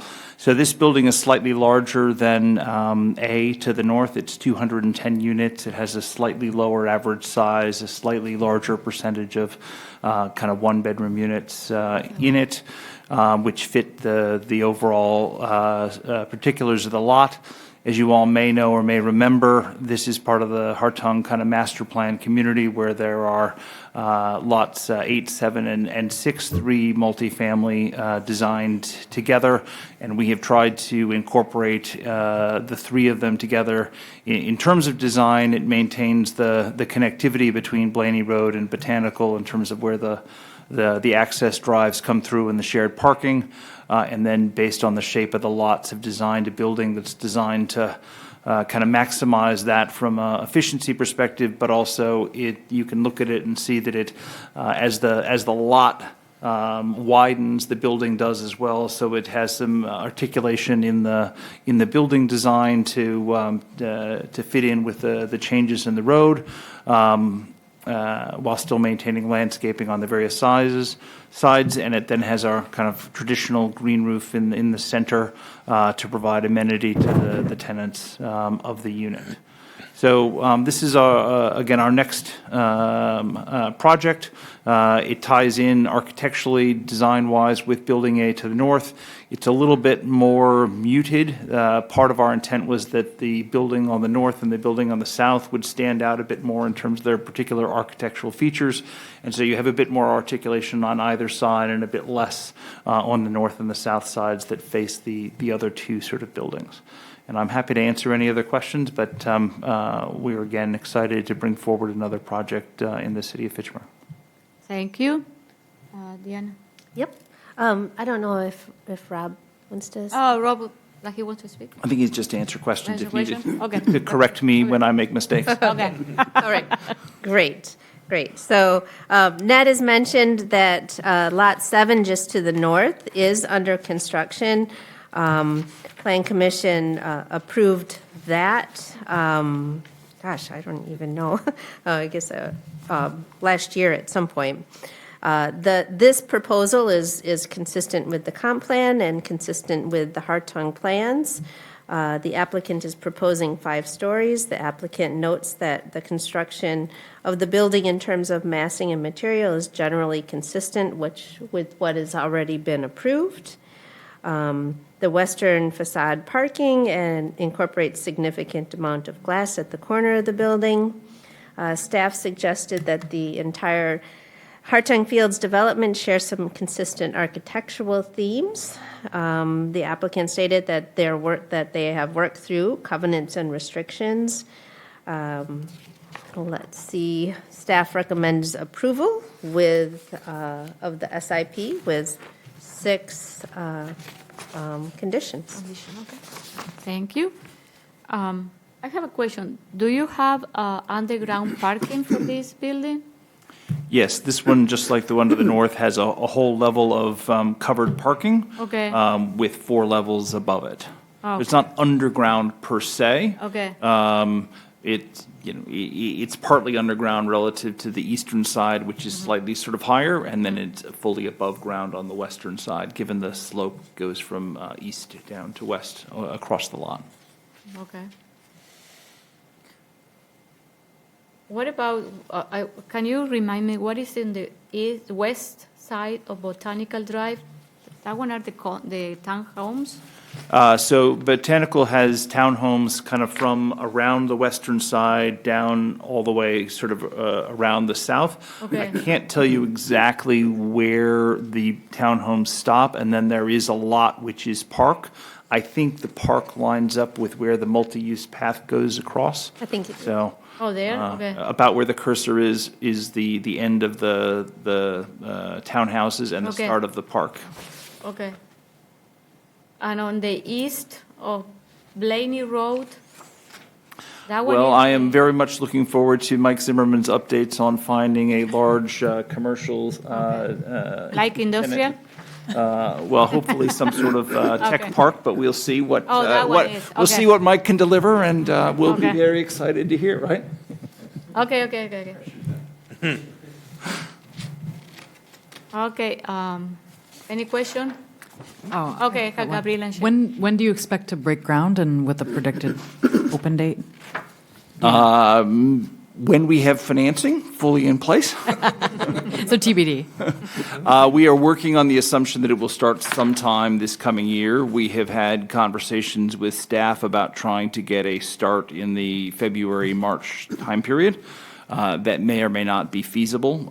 We're working as hard as we can. If it doesn't, it'll slide to sometime sort of in the fall. We did earlier get effectively a bulk earthworks approval for lots 6 and 7 while we were doing 8. So we've already removed the rock that needed to be blasted. We've done preliminary grading. So we've done a lot of that sort of pre-work, which would allow us to get a fast start. But you can only go so fast sometimes. And then, so we wouldn't expect this to open until 2026 then? Yeah, if it starts next year, it should open in 2026, correct. And then, just curious on the update on the other one that's currently, is the other building that we've approved currently under construction, or? It is, yes. Okay. And do we have any idea about how that's going? Sometime in June is my best guess, and I'm hoping for early June, but it may be late June. June of 2025, it could open? Yes. Oh, wow, okay, great. No, I just know I'm going to get these questions at council, so. We've got the roof on and almost all the windows and doors sort of in, and they're working on the mechanical, electrical kind of subs sort of at the moment, so. Oh, that's great. Yeah. I haven't driven by in a while. I guess I need to drive over there. One other question about the parking. So I'm asking this because obviously this plan is in place, so there's not changes, but we were having a conversation at Transportation Transit about the level of parking. I'm curious about how you make those decisions about how many parking spots. Did you feel that you needed that in order to rent the parking spaces, or did you feel that you had to do that to comply with city standards? This original GIP was done by the Hartungs with Vanderwall and Sarah Investments with you all, and then we modified the GIP. But we kept to the original parking ratios that you had approved for them, so that it was a minor change when we adjusted to our building style. So that parking ratio is kind of 1.5 target for the overall, including inside and out, and I think we're a minimum of 0.9, or could be 0.95. Rob might correct me, in terms of covered sort of parking. So we've maintained that. That is higher than we have done in any of our other buildings along Fish Hatchery Road. Typically, we're in a 1.3, 1.35, maybe a 1.4 kind of range with those. So it's slightly higher from a parking ratio perspective, and we'll see how that plays out. We typically end up with a little bit of excess parking that we haven't actually sold in most of our buildings, so I suspect we'll have more than enough sort of parking here, but... Is that something that you would, I mean, I guess we're already at this level. Is that something you would still want to change if it were possible to change? I wouldn't go back and change it sort of here, point? no. Yeah. It's so hard to predict it sort of exactly. This is slightly further away from some of the bus routes. You might have people with, slightly more kind of car usage, rather than sort of busing. It's very hard to say and not worth trying to change at this point. Got it. But if you maybe had started this project from the outset, you probably would not have this many parking spots. We would have proposed maybe a max of 1.4 if we were proposing it ourselves, or would have tried to negotiate for that rather than 1.5, just given our experience with other buildings like this. And you said this was 1.5? Yes. Per unit? Yes. Okay. Thank you. Sure. Did you say that you sold the unit? So are you selling the parking spaces? Sorry, it was selling from a rental perspective. So typically we charge $50 a month on top of the rent for people to park.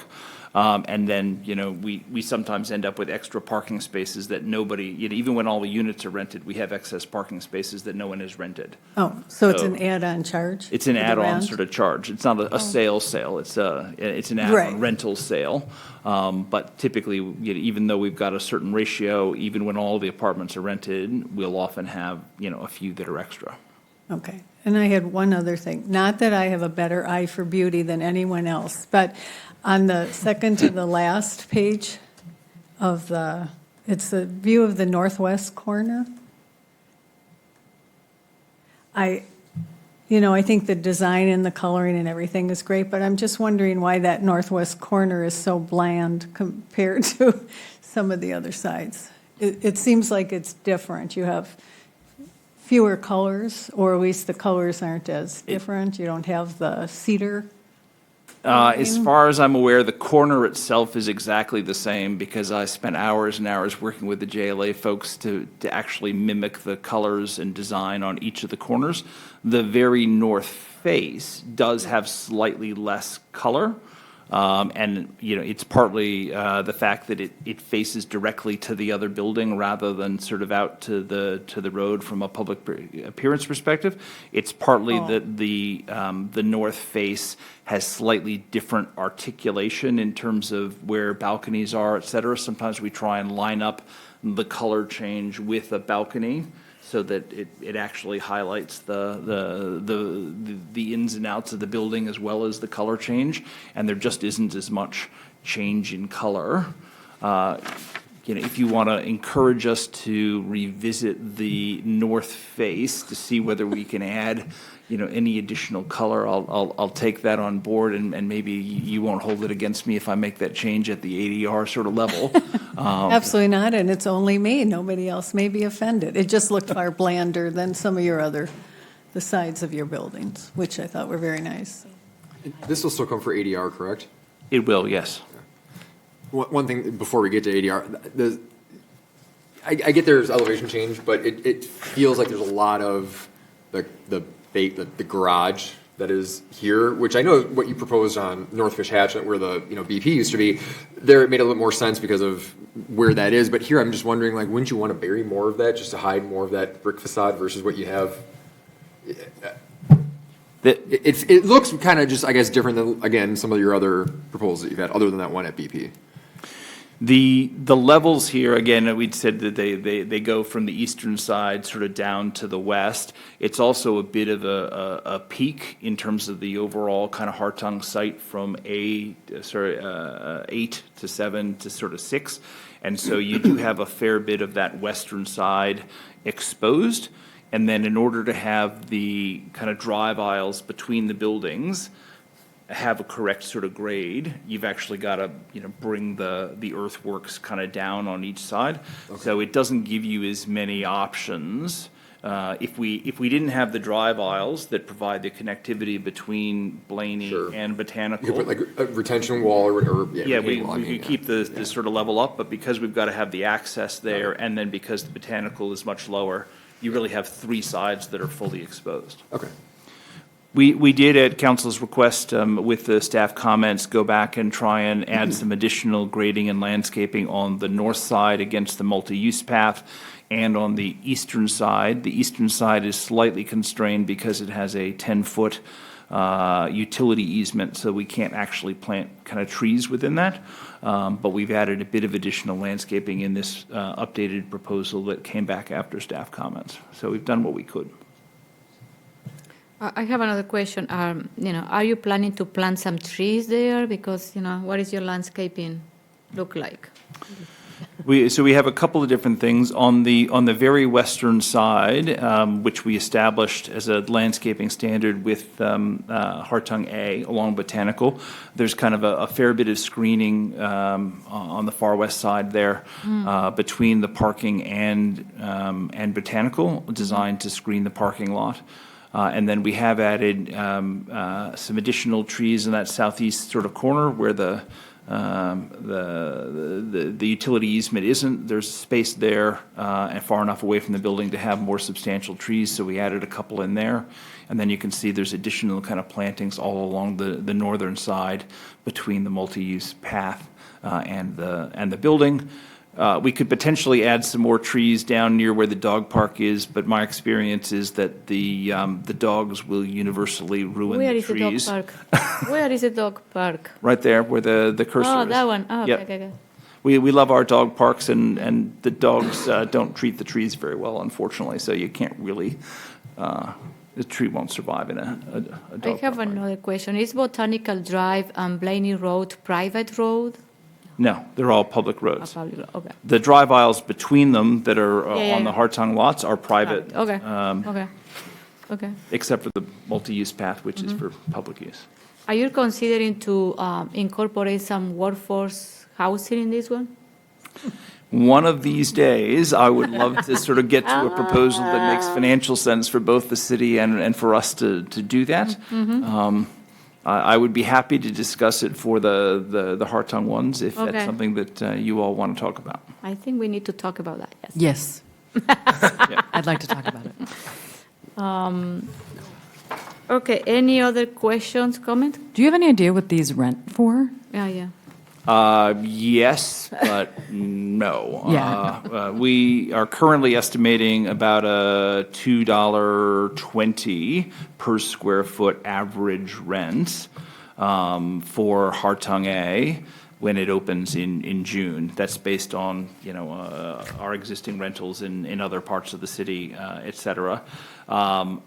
But that varies, right? Because a one-bedroom might be $2.50 a square foot, and a two-bedroom might be $2 or $1.90 a square foot. Okay. But in that vein, an average size, one bedroom that's 600 square feet. Let me do my math.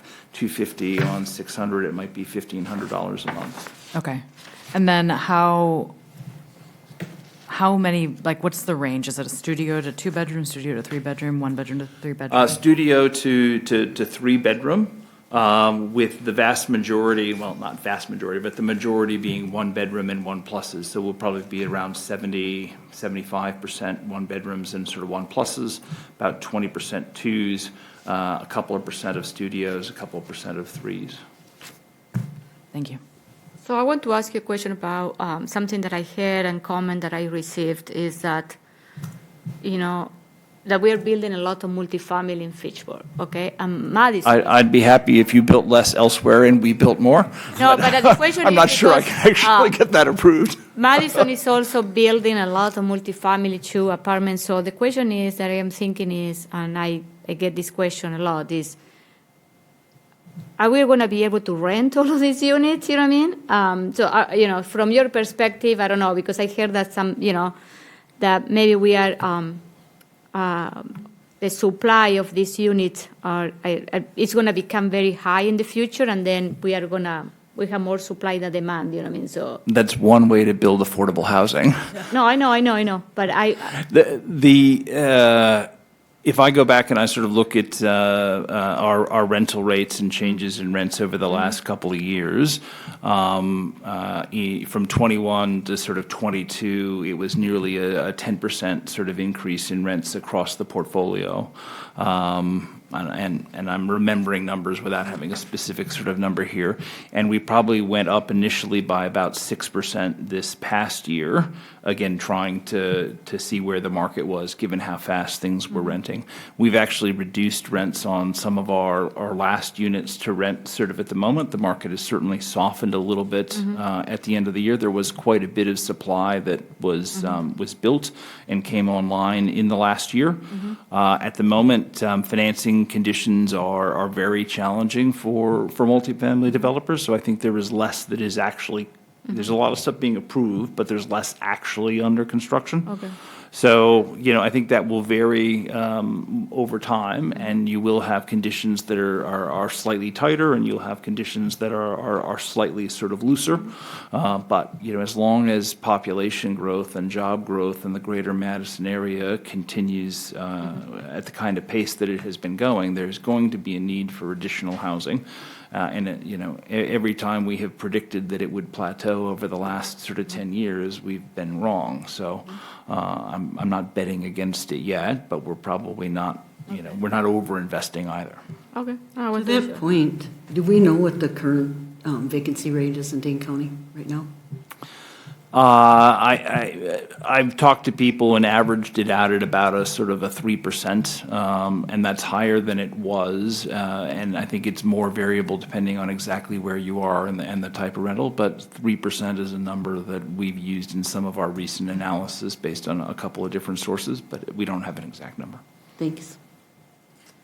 I have one more question. Do you have bike racks and bike infrastructure at all? Yes. They're in the apartment, like underneath or outside as well? Both, to meet code. But we have a bike area, and I'm not sure whether it's visible in here, you want to look at it, but on the southeastern side where that bump out sort of is, there's a whole... There's a bank right there. There's a bank outside there, but inside the building, there's a whole wall of parking with a pathway and then another sort of rack of sort of parking. So there's a kind of a dedicated, there you go, that bottom right sort of southeast corner. So we have stuff on the wall, stuff on the ground. There'd be a bike maintenance kind of station there.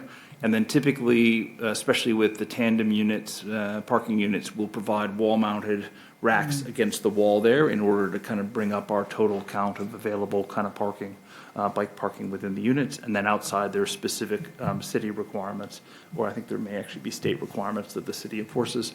So we have a certain number of outside kind of parking sort of as well for visitors. Thank you. Let's talk about sustainable features. So are you bringing EV chargers, solar, anything like that?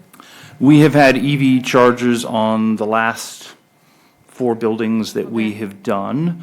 We keep waiting for MG&E to actually figure out what kind of a program they will do kind of consistently. And it's changed every kind of couple of years. And the last couple of buildings, we've just paid to provide them, and we provide them as an amenity for our tenants. So it's not a charge thing, and we provide a certain number based on sort of usage that we think will.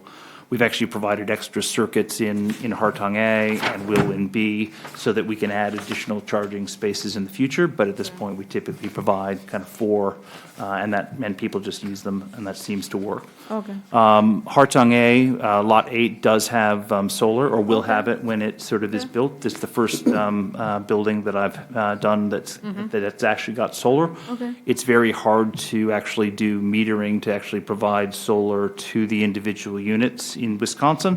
Public utility kind of issues that we're not big enough to work through. But we have enough solar on the roof that it should cover most of our community and common space usage and allow us to sell whatever is left kind of back as an offset to our costs. So we specifically went out to do that on this particular building or the prior building and intend to do that here. So it's been designed sort of for that. And that'll come in at the ADR because you've asked us at every ADR to document what the view looks like from the sides. So we'll do the same, but essentially the solar will be there on the rooftop for this one as well. Okay. Any other question, comments? Okay. I need a motion. I'll move to approve rezone RZ-2570-24 with the 6 conditions noted by staff. Second. All those in favor of the rezone, say aye. Aye. Any opposed? The motion carries. Thank you, Ned. Thank you. Okay, so now we are in 5F. It's another public hearing and consideration of conditional use CU-2568-24 request by Sean Kearns to obtain a landscaping sale and services conditional use permit to operate a landscaping service facility on property associated with 2186 County Highway MM. So this is number F. Did you register? I don't have anything, and when you get a minute, before you leave, just register on half a sheet. Okay. Okay. Yes. So go ahead. Say your name and who you are. And Carmen Mendes da Costa. Okay. And I am the wife of Sean Kearns. Oh, okay. I'm the representative for him. He doesn't like this. Okay. We don't bite. He blushes well. Yeah. So, okay, so what are you planning to do here? It's a landscaping, so it's majorly, it's a lawn care service. And they just want to be able to rent the space and be able to help the community and take care of the lawns. Okay. Diana? Yep. As was mentioned, this property is currently, the existing future land use is commercial. The existing land use is commercial. The existing comprehensive plan is rural development in the future land use, and the current zoning is BH. And so the last time this property came before Plan Commission was for a conditional use for a gym facility. And that was approved back in 2022. The proposed facility is the southernmost building located off of MM, and there has been an existing lawn care facility operation, at least that I'm aware of, that at least at one time was approved to operate there. So in order to proceed with this particular use, the applicants are requesting another conditional use. The hours of operations would be 7 a.m. to 7 p.m. during the summer hours. Employees are expected to leave the site shortly after hours open to service customers. Roughly a dozen pieces of equipment would be stored on site, including trucks, trailers, and closed trailers. Other equipment like lawnmowers, snow blowers, tools would also be stored inside. While there was additional exterior lighting required for the Buc-ee's gym, there isn't anticipated to be a need for additional exterior lighting for this operation. And in 2020, another conditional use was approved for a maximum of 21 persons on any one time on site during the septic system. Due to the septic system capacity for this building, that was a concern that staff had, and staff just recommends that the lawn care facility and the gym facility operate with a maximum of 25 people at any one time. Staff does recommend approval with a total of 6 conditions. Okay, Gabriela. Is there still a gym on the site, or is it just lawn care now? Yeah, no, there's 2 buildings on the property. One is the gym, and then one is hopefully the lawn care. I didn't know that. And how does that work, Deanna, like with having two They have 2 different holding tanks, so. Yeah. And then those are just taken care of separately. Okay. And is there 2 different conditional uses on that then? Yeah. Deanna? Yeah, there's already one conditional use for the gym. I guess I've just never seen that before. You can have multiple conditional uses on the same parcel. Yep, we certainly can. Great. Oh, okay, Steven, do you have a question? Yeah, just the condition number 3. I think we talked about this the last time, where cannot exceed 25 is something that you can actually enforce, but 50 persons per day, there's no way to really run that. I know we've talked about this in past, I think, where staff has included that. I think we've typically struck it out because it's nothing that's enforceable. I don't know if we care enough. I don't really care what happens to your septic. It's not my problem if it backs up. That's kind of my opinion, but I get where staff is going, that we want to, we have a condition here, but I just, the 50 persons per day is the one that I'm hung up So you on. want to remove that? Steven? Yeah, I would like it to shall not exceed 25 combined persons at any one time due to septic and parking capacity. So remove the or 50 persons per day. Okay. And I have another question on number 4. When they say permitted hours are from 7 a.m. to 7 p.m., you mentioned that is only summer time. Yeah. But we need to specify that one, because my question is, these are weekdays? Yes. Are you open on So Monday through Friday, 7 to 7, now that we're getting darker earlier than till 5. Okay. And then during the winter, it's snow removal, and that's when needed. Okay, So maybe Monday we through need to Friday. specify that hours of operation a little So bit when more. you say winter, when needed. Snow. Right, so if it's snowing, you want to be out before 7 a.m., don't you? Whenever, yeah, 24/7 then when it's Right, snowing. so I think Yeah. we need to put something in there that Like a addresses the summertime, fact that in the wintertime, winter, yeah. that it needs to be as Yeah. conditions Yeah. dictate. Yes, Yeah. exactly.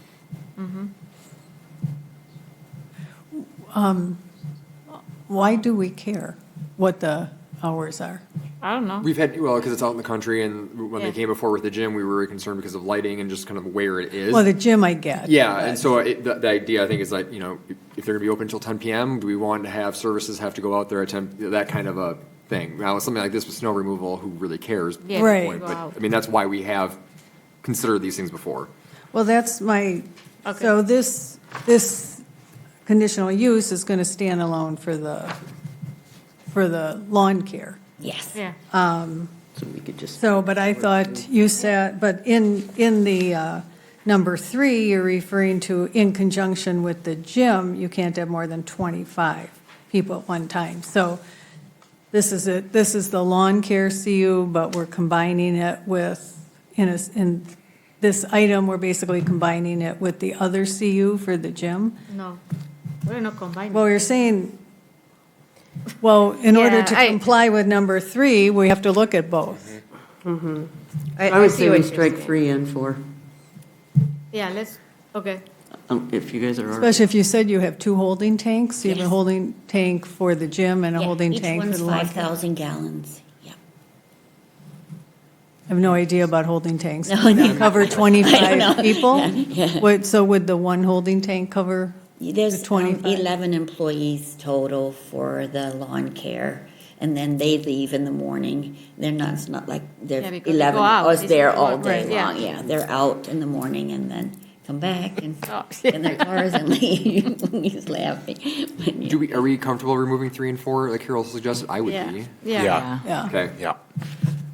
A question on the lawn care service will there be any storage of like brush clippings or kind of anything from like an environmental, is it truly just vehicles and things of that nature? Yes. What about salt storage in the winter? Yes, salt storage is there. It's underneath in the sheltered area. Okay. Yeah. Okay, so things like, I guess like kind of rinse off or whatever, or try to be, is that They a have- cupboard? They have huge blocks that surround the area. Okay. And then there's just concrete. and that just Does sits in it. the salt storage have a roof over it? Yes, It does, okay. Yep. Okay, It's thank you. protected from the elements. Great. And the equipment's stored inside? Yes, yep, yep. Okay, any other question, comments? I'll move approval of conditional use CU-2564-24 with conditions 1, 2, 5, and 6 that staff had recommended. Second. All those in favor of the conditional use, say aye. Aye. Any opposed? The motion carries. Thank you. Thank you. Can you fill up your form Yes, before you I leave? will. Okay, thank you.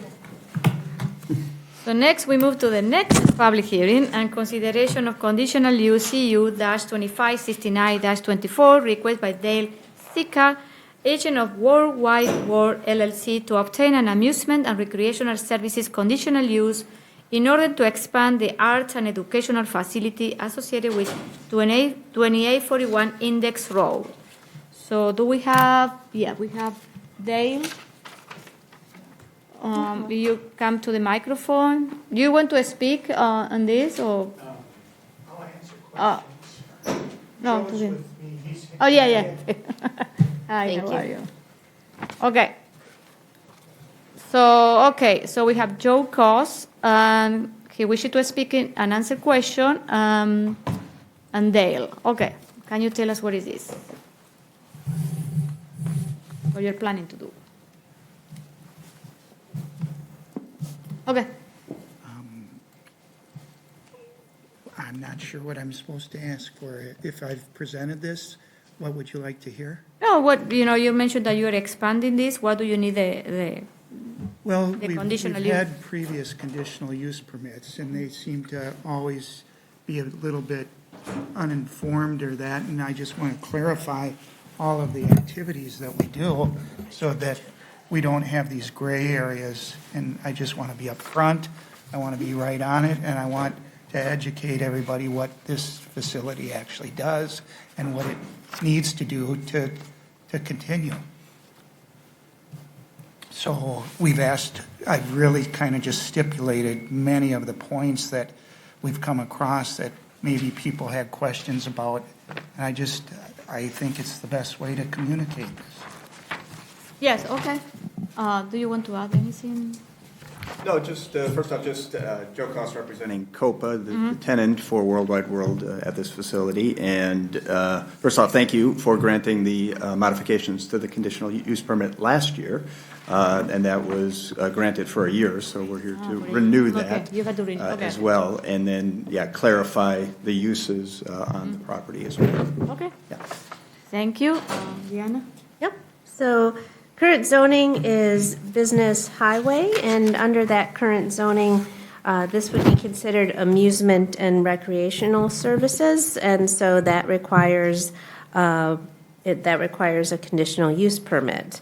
This, as was mentioned, this conditional use permit was approved originally in 2021, renewed in 2022, and also 2023.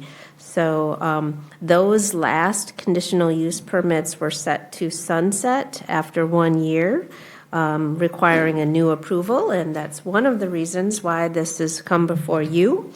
And also, as Dale mentioned, we've been working to clarify the different uses proposed, and there's an extensive list provided in here of the different types of uses and activities that are proposed, with the hopes of clarifying.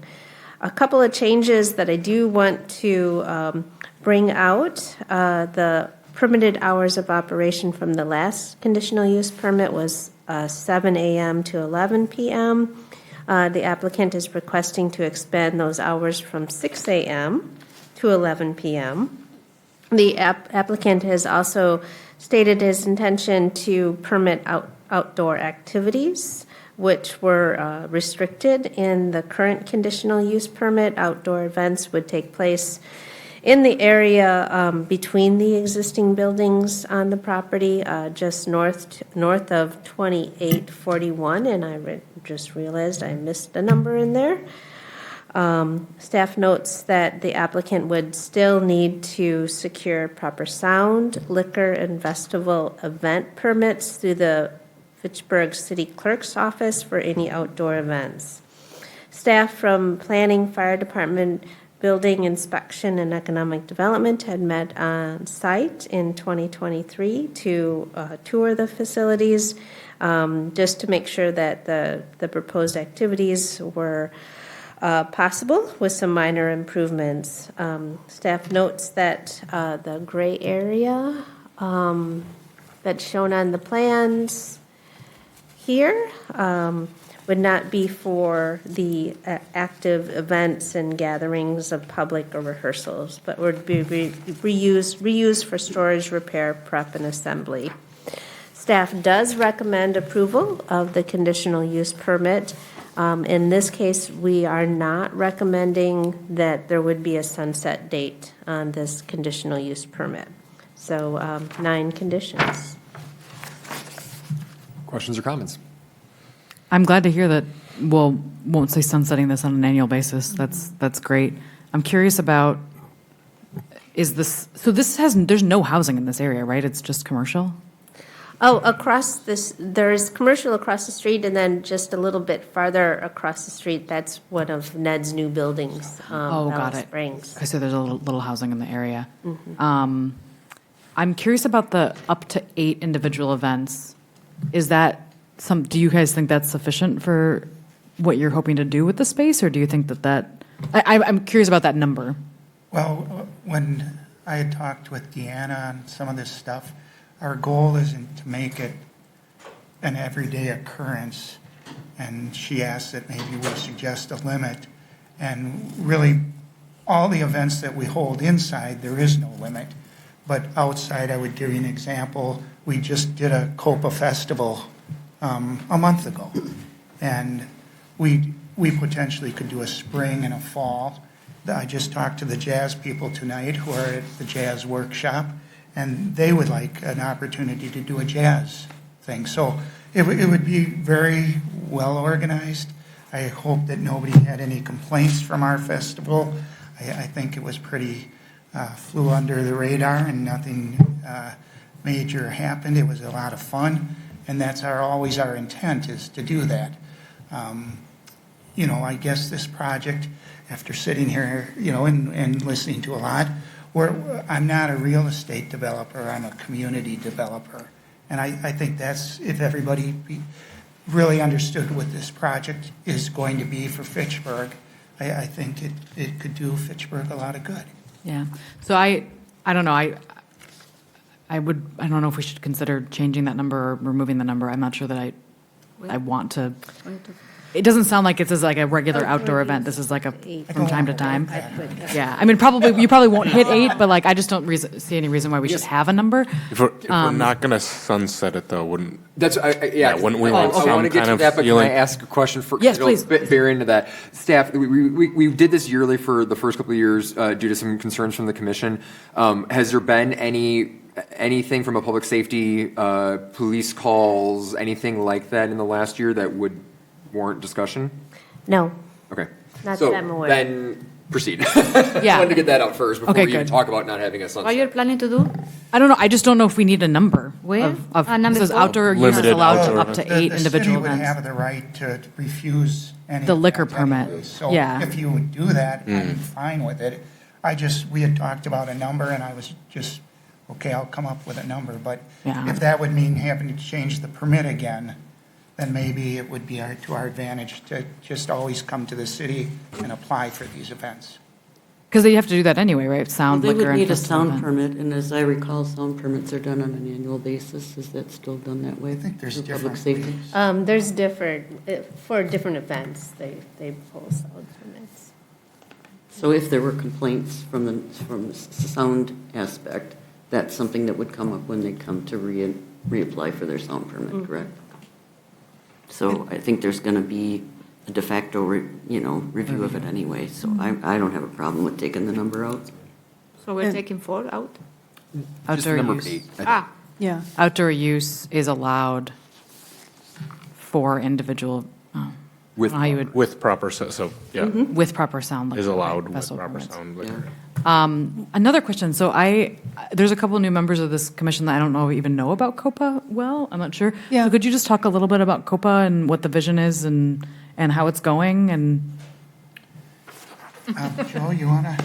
Well, SOCOPA is Community Organizations Promoting the Arts, and we are a 501c3 nonprofit, and the intent is to provide the place for artists and future artists to practice, to perform, to gather and work together. And so we think of ourselves as that place, and we don't necessarily run the programming, but we provide space for those artists and organizations that need the space, and we intend to provide space to the underserved populations and those that may not be able to afford some of the other spaces that may be available to others of means. And it sounds like you're successful. If you're Well, so it's growing, and Yeah. we're gaining momentum, and part of the reason for that is Dale, and Dale certainly is the visionary for this project, but he had been traveling on the road with his prior career, and now he's back, and we're excited to say that we've gotten some good momentum building in our programming, and Wednesday night events, certainly would invite all of you to come out and see what's going on, because some great things are happening. I think it'd be great if you would invite the council to come visit. I think that would be great. I think it's a really great, interesting organization in the community. I'm glad you're here, and I'm glad you're coming back for another conditional use. I remember when I first heard about the project, I think there was discussion about finding a different part of the city to build like a more permanent facility. But do you kind of see this as like a home for the foreseeable future? That's the vision, to Okay. build an arts campus on this property at some point. Yeah. This is about 5 acres of land that is, we would like to get it to the point where it will be an arts campus, strictly arts, and it caters to the creative side of the community, not only participants, but audience. It's just as important all the way around. So once again, we're not really real estate developers, we're community developers. Good things. Yeah, exciting to have you in Fitchburg. So Thank you. I had the opportunity when we met on Monday to discuss, how the city can partner or help them, assist them in this expansion, what I mean? Yep. So yes, it was a good refresh, and thank you for all what you're doing for the arts here in Fitchburg. So. I'm not familiar with, I'm just going back to the festival event permit. There's no, I don't know what you need to get a festival event permit, but built into that system, there's not a limit, is there? I don't have a clue. Okay. I don't know that part. No, when I was on public safety, so if it hasn't changed since I was on council, we could actually approve an entire season. So like for the swim club in Seminole, we would approve their permit for the entire summer. Okay. So they didn't have to come back every time they had a permit. So I think there is leeway built into the ordinances for that to happen. Okay. So I need a motion. I'll move approval of CU 2569-24. Second. Oh, sorry. Sorry, that's all right, with the 9 conditions recommended by staff with an amendment to condition number 4, which will strike the words up to 8 individual events annually from that first sentence. So it will read, outdoor use is allowed with proper sound, liquor, and festival event permits. Second. Okay, all those in favor of the conditional use revised by you guys, say aye. Aye. Any opposed? The motion carries. Okay, congratulations. Thank you. Thank you. And then we move to 5H. Explain that. I didn't even know about that. Every time I talk. Yeah, that. Yeah, please let us know. Yeah. We would,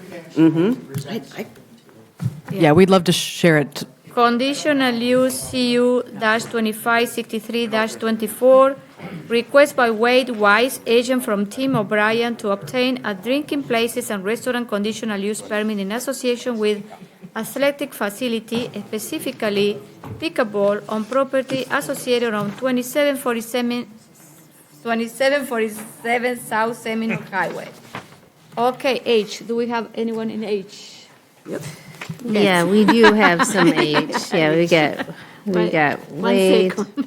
Yeah, I think, No. No, this no, one is no, no, that, those are your J's. So Your these are H's are in eight. here. Okay, so we have Wade Wise.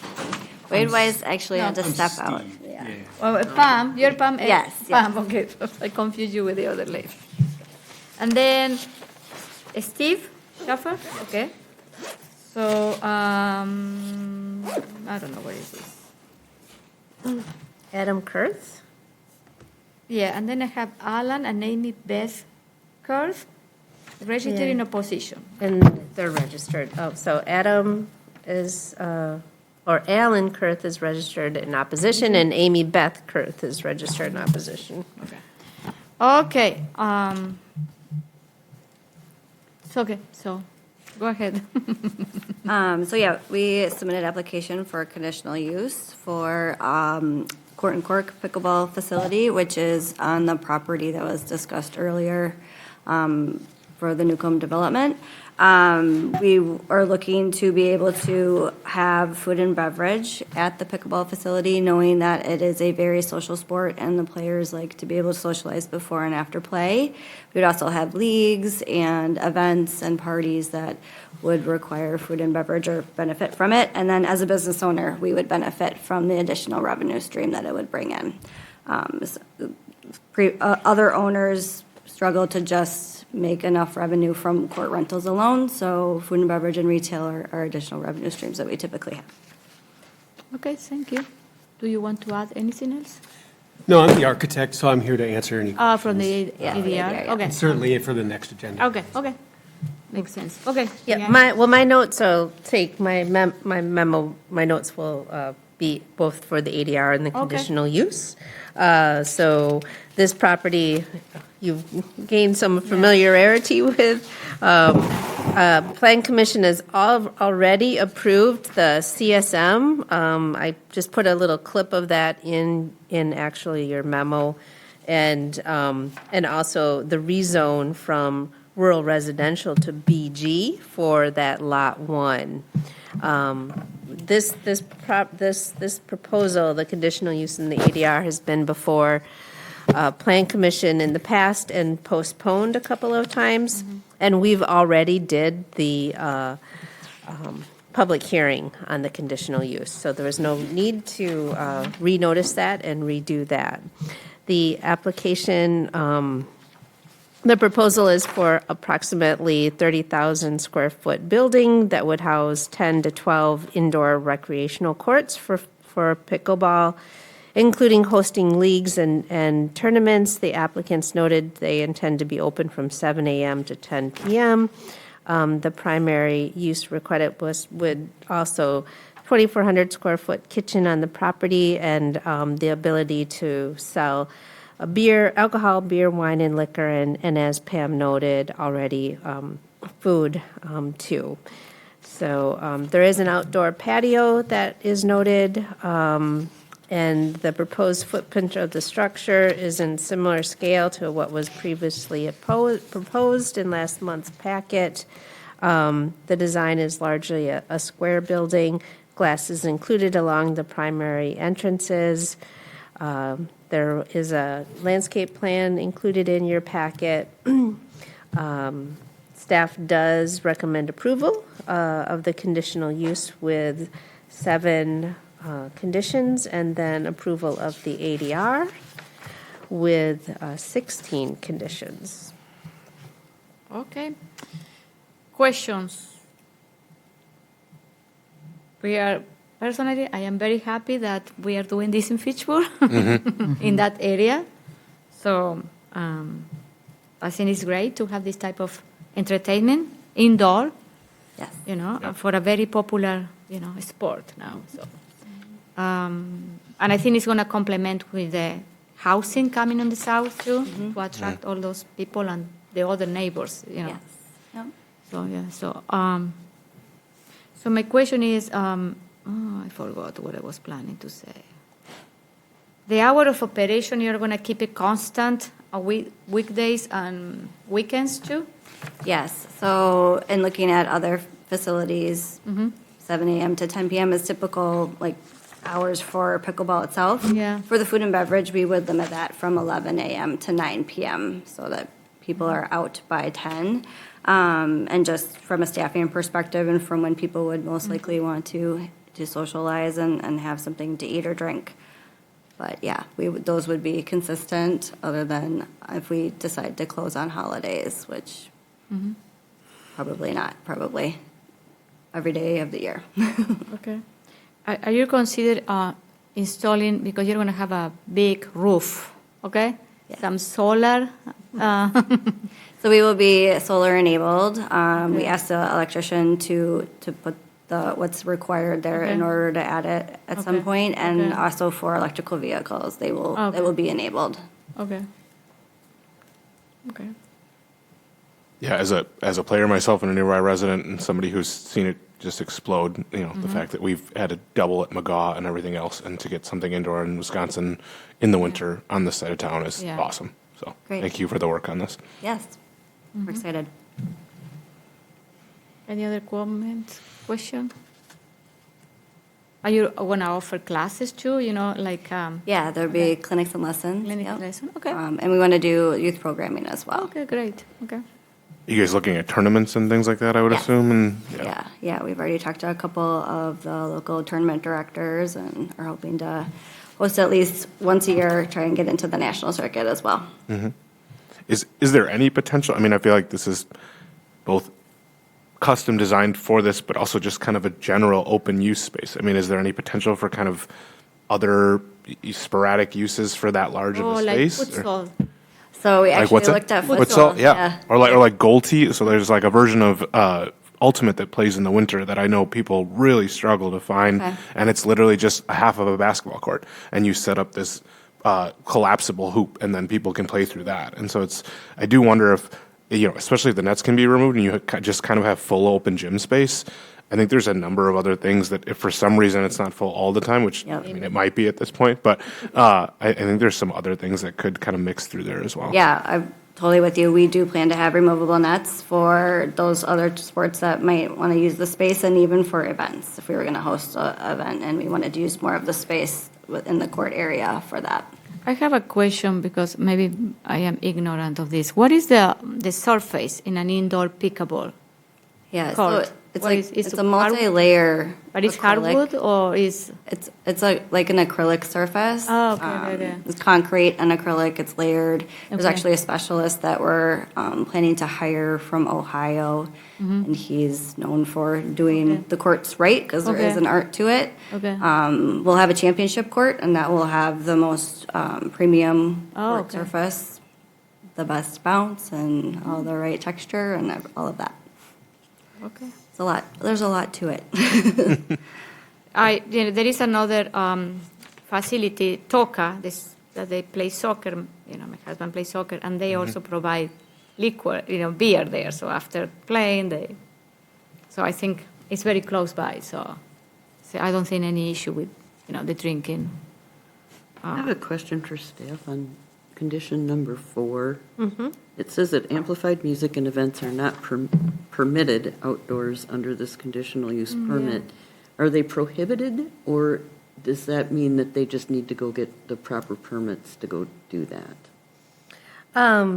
We just were thinking that this wasn't part of this conditional use permit. Okay, so if they wanted to do that, they could go apply if they wanted to? They have an They would outdoor need to activity. update the conditional use permit.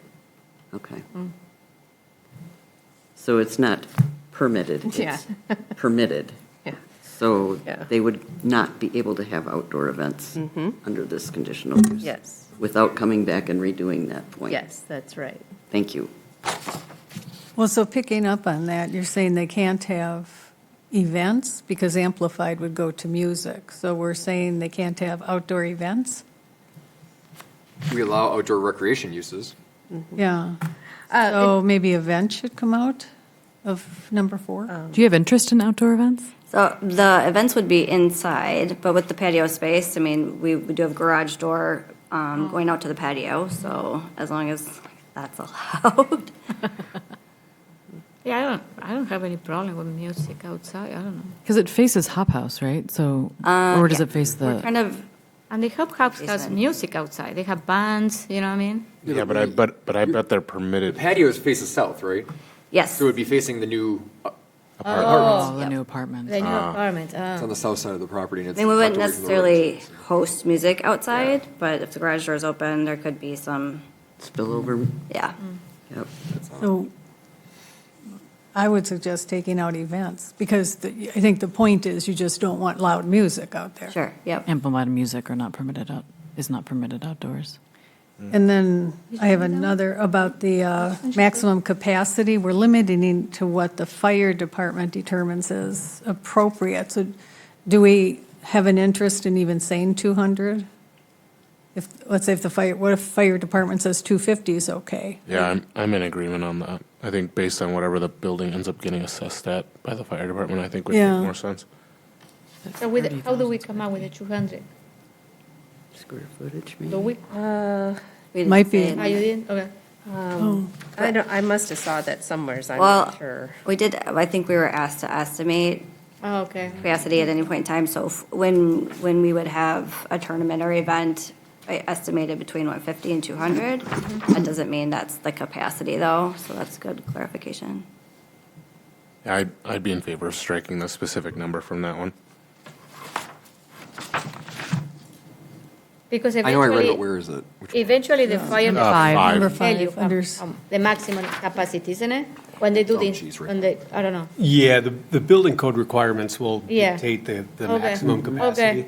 I can tell you in this particular case, the maximum capacity will absolutely exceed 200, Okay. probably closer to 400. quite Really? honestly. Well, Full of building 30,000 code. square feet, that is no, Yeah. Yeah.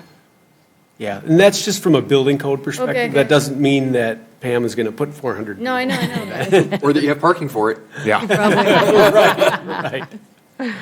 You probably So- hope she will. What I'm hearing is that number 5 would be a maximum capacity that fire department determined, a maximum capacity of fire department determined is permitted on site at any time, or something along that. Okay. It'd be my suggestion. Okay. So what else? So we are changing this one. You're You- taking note, Gabriela? Do you have bike parking? We'll have, yes, we have bike racks. Oh, yeah. Great. Okay. Thanks. Maybe we should install an e-bikes station there. I think it'd be a great place for In a that cycle corner. station. In that corner, yeah. Yeah, because you got Hop House, you got that. Yeah. Yeah. Is there any potential to do, I think of like the warehouse roofing in Costco where they have like interspersed skylights to help bring in some of the natural light and not necessarily just rely on light for everything? Is there a thought on that, or? Yeah, so we actually explored that option, and with the courts, you don't want to have light hitting the courts. Intermittent, yeah. So we decided against that, but we have windows throughout around the building that are high up that Okay. should bring in enough natural light, and then we plan to do uplighting, which should, because we really do want it to feel like there's a lot of natural light in the Mhm. building, so we are working with the electrician on that. That's great. Yep. Some of these other ones are definitely refab spaces that are pretty Yeah. sterile. So I think that sounds much more appealing Agreed. for. Yep, and that's why we wanted to build and didn't want to Great. use a existing space, just can't find the right aesthetics. And when are you planning to start the construction? January. January? Yep. What are you going to do in January? You have to do it year round. Yeah. Yeah, that's great. Our goal is to open by fall of 2025. Okay. So, like, if, we have a nice enough winter and are able to start in January, that is when we'd like to break ground, but somewhere. But the ground is going to be frozen. They have ways to handle that. Really? Just Oh. cost They can, more. she's just worried about the ground breaking and her shovel breaking. Don't worry about it. No, because usually people start like October, November. Yeah, November yeah. is the deadline that they, They've literally started using heat blankets to Oh, really? heat the areas that they need to put the footers in, and so they can get away, especially for something that's probably going to be Oh. mostly above grade. They can get yeah, away. because you're not going to have Yeah. Yeah. basement. Underground. We talked about putting hay down and, Yeah. It's just going to cost more. That's all that means, really, but yeah, unfortunately. I have a question about the conditions for the ADR. You have a number 7, outdoor seating capacity is 30 to 35 persons. It doesn't, seems like if you're having games and everything Yeah, outside, aren't you yeah. anticipating more people than that? That was a really rough estimate. We haven't finalized the seating arrangement for the patio. We know the size of the space. We know we'll have a fire pit. So that's like a rough estimate. Okay. Is there a reason we care to put in that capacity? I mean, to have We a don't number? need to. No? Okay. Out. Laps are available.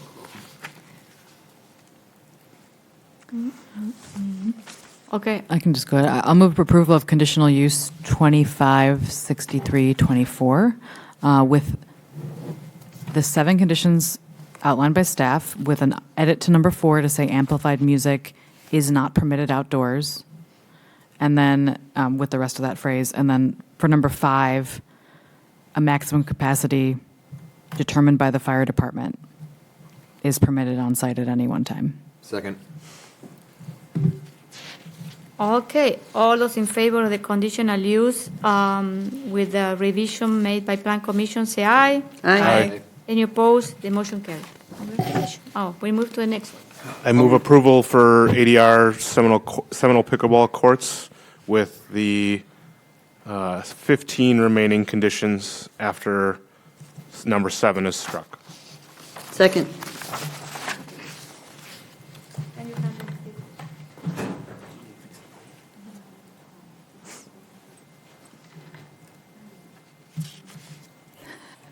Call for a vote, Stephen. What happened? Julia. Go ahead. Okay. Well, yeah, I did. Yeah. All those in favor say aye. Aye. Any opposed?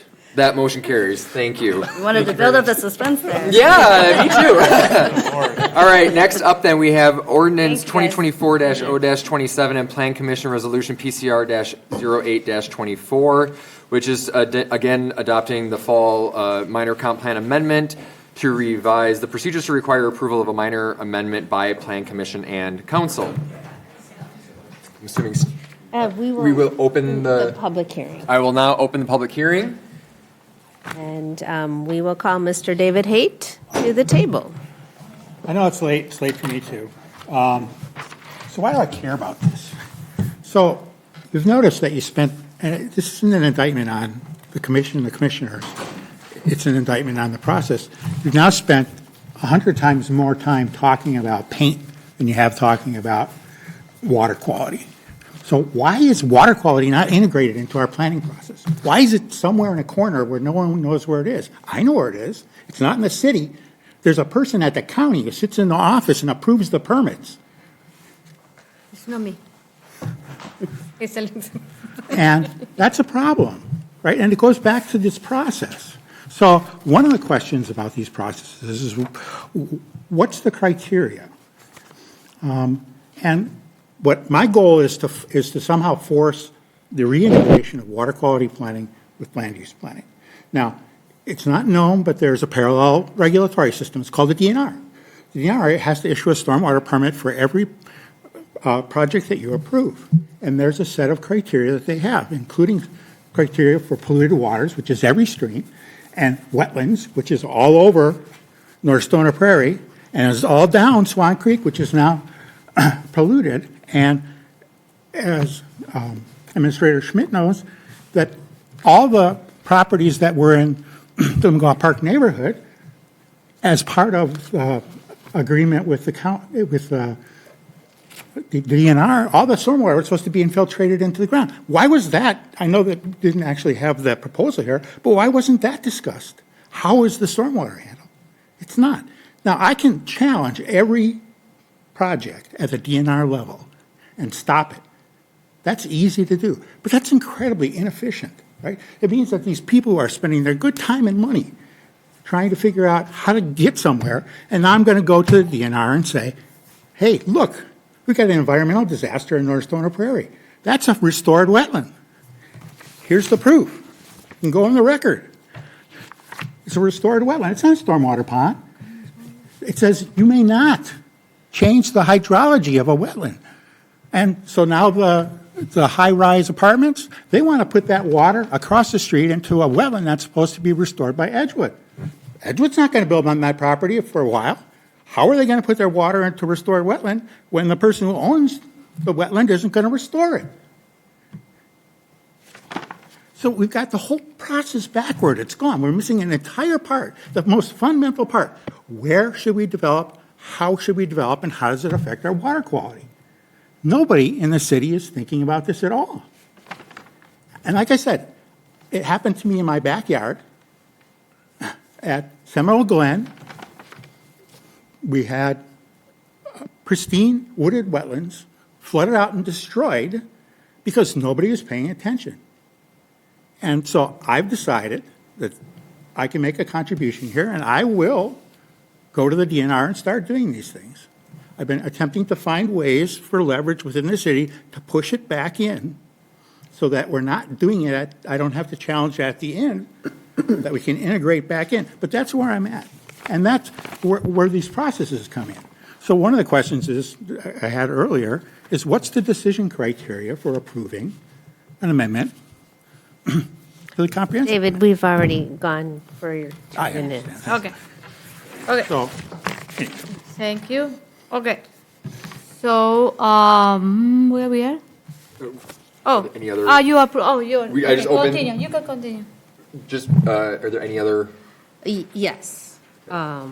So, yeah, I think you can just read, no one else is in the room, so I think you can just read off. You can read those. You continue. You started this. We have Rita Henricks registered in opposition. And then, I'm assuming, Sorensen, all of those. Cheryl Strassman registered in opposition. Brad Mullins registered in opposition. Thomas Thorson registered in opposition. He also submitted that paper at the beginning. And then we had a couple of emails today from Jay Hockmuth that was distributed to all of us with a number of people's signatures as well, also in opposition. Any others? No. Then I will close the public hearing. Staff report? Or? Yeah. So, in your packet, and I also sent today some information, what is proposed before you is some changes to the comp plan, specifically to change the process for minor comp plan amendment approvals. So, what the change would be, and I just want to make sure I get the right kind of place here. In the packet, you'll see that I guess I can bring that up, the changes. Supporting document. Oh, Valerie's here too. Oh, Valerie's Okay. here. Okay. I'll just go through this quick here. And then we ask Valerie for. Yeah, and then we'll let Valerie. And Valerie has provided the League of Municipalities attorneys' findings and opinion. She's provided her opinion and actually the previous city of Fitchburg city attorney's opinion, and she has drafted the text here before you that would be a change in the comp plan to basically what it's saying is that in order to approve a minor comp plan amendment, Plan Commission and Council have to agree, and Plan Commission and Council can't just make modifications to an amendment without sending it back to Plan Commission. And I will let Valerie jump in. Yes, Valerie, can you explain why we are doing this, the history behind? Yeah, absolutely. And hopefully you've had a chance to take a look at the kind of historical background that I had put together, and I apologize if you haven't had a chance to read it.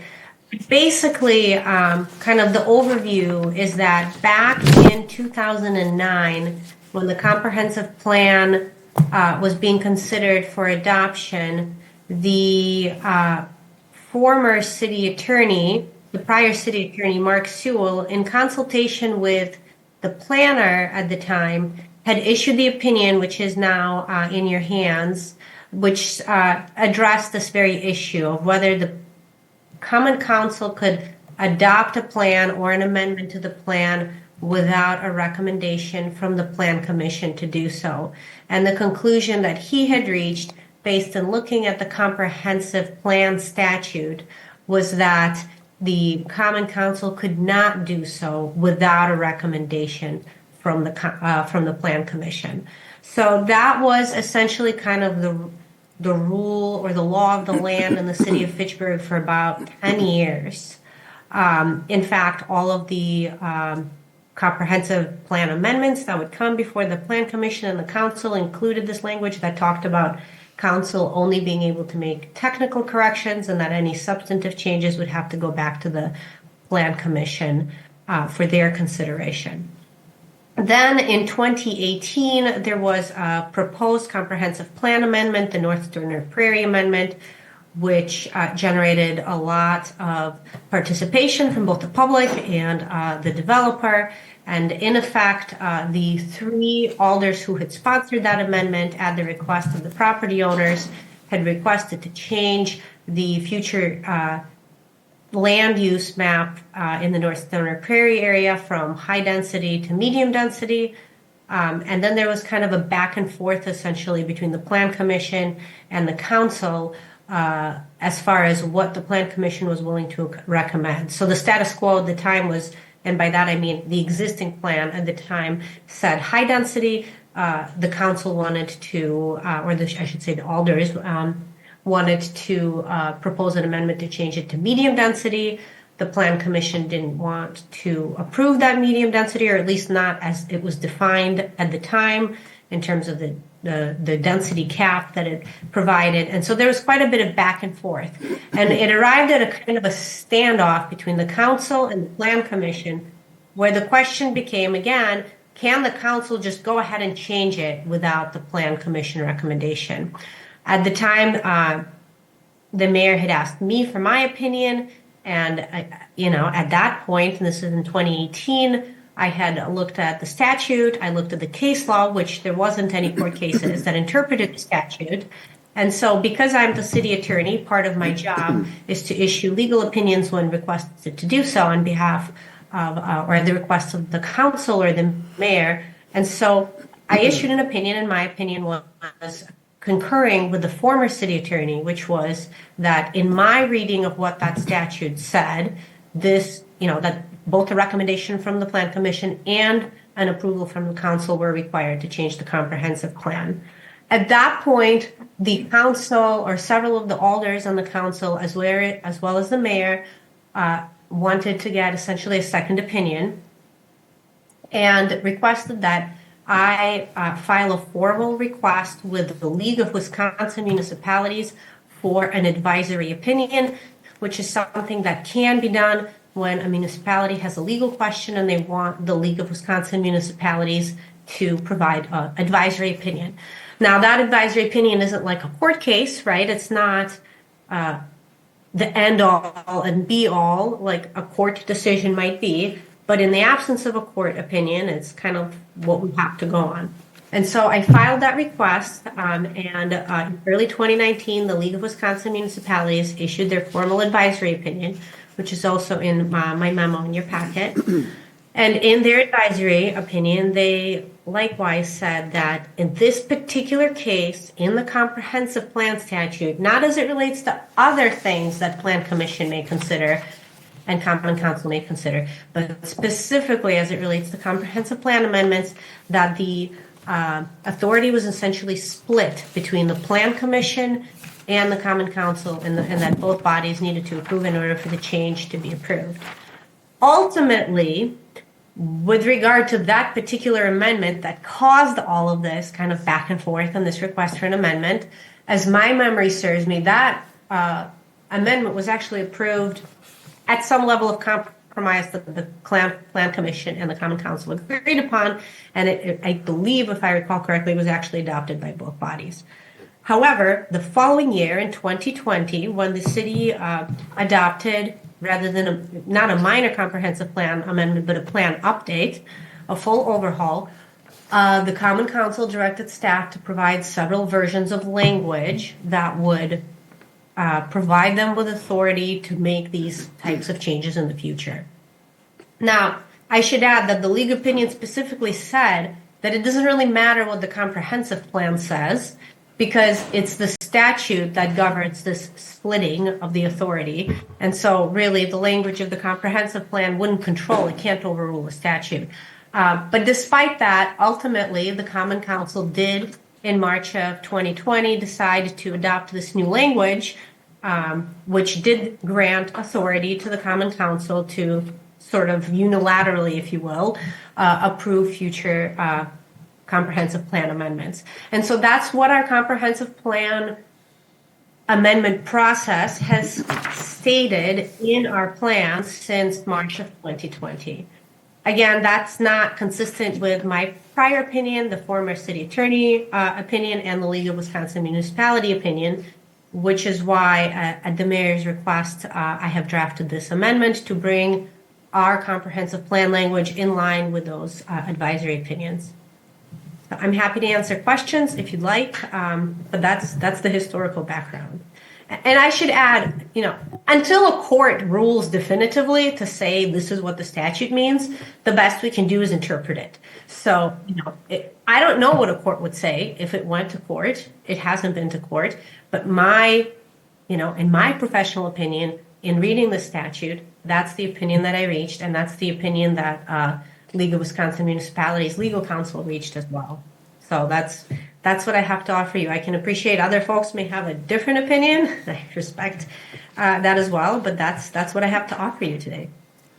Basically, any lawyer who's looked at it from your side says one thing, and the only person who says otherwise, I think, is Jay Hockmuth. So we did, and your memory serves correctly. The Plan Commission at the time just acquiesced because it was such an ugly back and forth, and so we agreed to the Plan Commission, or the master plan that we were adopting in 2020. And after all that ugliness for over a year, it finally just became fine, council gets final. I mean, we were hand-tied at that point, so we acquiesced. So something that as I've said when Dave has been here before, I absolutely hate. I think it's ridiculous. I mean, you look back at the property that we had on Rimrock earlier this year. It was a minor comp plan amendment for the woman who was bringing in a condo and a daycare center. We sat here through 2 different meetings and had how many people talking and giving their input. We sat and deliberated, and we came up with a decision. The next council meeting, what did they say? Yeah, we don't care. what are we doing here? Why are we sitting here if that's what is going to happen in the end? Then put all that, and I get why people think that, we shouldn't have the same say because we're not elected officials. We're appointed by the elected officials. So as you can tell, I feel very strongly on this one because it's just irked me. I will use very nice language right now. Irked me for the last 4 years. Well, it's the same with the medium high density. I mean, we had a position and the council ignored it. So So I want to tell you something. When I joined Plan Commission way back in 2018, and this lady was the chair of Plan Commission. And she told me one thing the first day. She said, Julia, we are here in Plan Commission to make planning decisions. We don't do politics. That one goes council, okay? I always remember that. What is the goal as a planning commission? Is to make planning decisions for the most of the time affect the long term of the city. You know what I mean? Most of the time. And this minor amendment to the comp plan are practically a planning decision affecting long term planning. So this is why I was one of the council members that was totally opposed to what happened in that time. I was in that plan commission that it lasted, I don't know, coming and forward from plan, from council. We were in that discussion, the both of us. I said that it was time to bring, to make this, what is the role of plan commission, And I think that if we don't follow this, we don't need a plan commission. Council can decide everything, isn't it? For me, it was like, because I was opposed to what happened, I was against what we were doing, I think we need to make it right.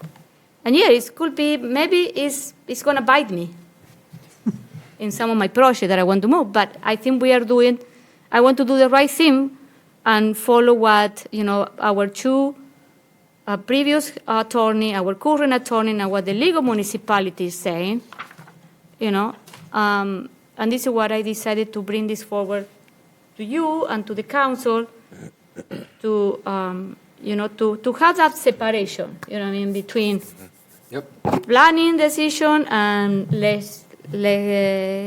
legislative decision that they are made at the council level. So that's it. One thing I just want to go on the record as saying is, for all of those who may be watching at home or who have, put in their opinion against this, take that to the state. As Valerie has pointed out, this is a state decision, and we should just have our documents in line with it, and we've been out of line for 4 years. So for all of those who, would have sat here if it wasn't a 3-hour meeting, I'm sure there would be a lot more discussion, but take it up with the state. Just to go on record as saying that. I'm ready to vote if you guys are. I just have, sorry, just a couple things for Valerie. So the process of how this would end up, I'm just curious about the process, because it starts by saying the Common Council votes to approve or deny, and we took out the word modify, but then a couple sentences later it says any changes shall be referred back to the Plan Commission. So how are those changes made if the council doesn't vote to modify? It's just based on discussion? It's just the flow of the process was confusing me. Yeah, so the council can vote to modify and then refer it back, but they can't vote to modify and then approve, if that makes sense. So I think the prior language in the comp plan before the last change, the word modify, I believe, was added. I think, if I recall correctly. Okay. And so the way it would work would be that if the Plan Commission approved a resolution and recommended an ordinance for adoption, and then the Common Council wanted to make changes to that ordinance, they would make an amendment and then refer it back to the Plan Commission for consideration again. But it begins by saying they only vote to approve or deny. Should that be somehow this clarified, that they also have the authority to make a recommendation to the commission to modify? Since we struck the word modify, I wonder if that's going to be confusing. Well, I'll let you think about that. Yeah, we can think about that, but I think the next sentence addresses that, that any changes to the comprehensive plan amendment. But there wouldn't be a change. But this is only happening with the minor com amendment, you know what I mean, this process. Well, no, it's any. But the other thing, if you remember, you mentioned about that there are some changes that council, minor change that the council can make, that they are not substantial technical changes, you know what I mean? That was my second point. I wonder if this should be clarified, that this is for substantial change, oh, not substantial, that's going to be unclear, but maybe say that the council can make technical changes. But this isn't just for minor comp plan amendments. Maybe it's under here, but wouldn't this? Can't we just take that verbiage back? Pardon? What did the 09 comp plan, the original comp plan that Fitchburg had that included this? Could we not just use that exact same language that we ran on for 10 years? I don't know what that says. Yeah, if you can give me a moment, I can pull that up. But Julia, I read this as this applies to adopting the comp plan, to amending, so it's. But the council can make changes in its zoning. Pardon? Some zoning issues, they can Well, override technical ones. the plan Yeah. commission. Yeah, technical, right? It was in some opinion, I think, referred to that. So maybe that should be stated. I still think, I hadn't read, I thought I didn't understand when it said any changes are referred back, because the sentences above say you can't make changes. You just approve or deny. So that's why it was a little unclear to me how the process works. Well, they would, I think, at council, not approve it as passed by plan, and then they would refer it back to plan with suggestions. Right. Is typically how we used to do it, how it used to work. So And maybe that'd be clear to say. then it would come back to that way. plan, and we would look at what their recommendation was, and then we would either accept Or deny. their modification or deny it, and then you end up with these stonewalls, right? And, to me, another thing that I would like to see is if you hit a stonewall, why is there not a joint meeting? Original. What? This is not the original. What? I pulled up what I thought was the 2009 one. Yeah. But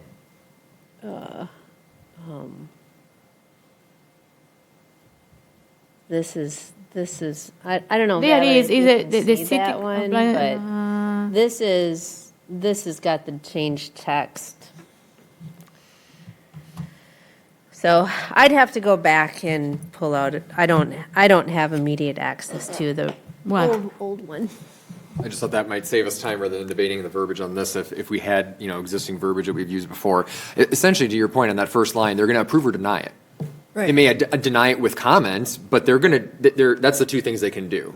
So when you Right. talk about modifying, they're denying it with their wish list that's going to come back to us. That's not really maybe you call it modifying, but the reason modifying is coming out because today they could just modify what we've said yes or no to. No, I understand Right, that. so but I guess does the approve or deny meet what you're? Well, no, because what I was saying is, it's the second or the third sentence which says any changes, but there wouldn't be a change. So it says any changes should be referred back. Any changes to the plan as approved by the plan commission. Need to be referred to the plan commission. so- Yes. But the so council- if they deny it and we change what we had sent them, or even I guess not, No, this is the council's sending it back to us. The council's sending back to us their changes. And my point is, I don't think they can't.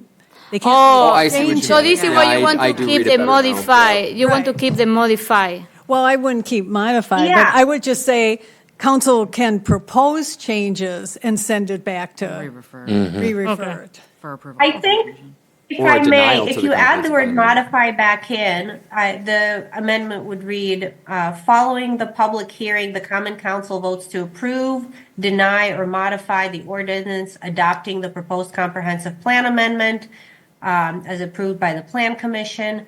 Approval requires majority vote of the council. And then you could add that word if you prefer. Any substantial changes to the comprehensive plan amendment as approved by the plan commission need to be referred to the plan commission for consideration and approval. Or if you want to use the prior language, I do have that pulled up as well.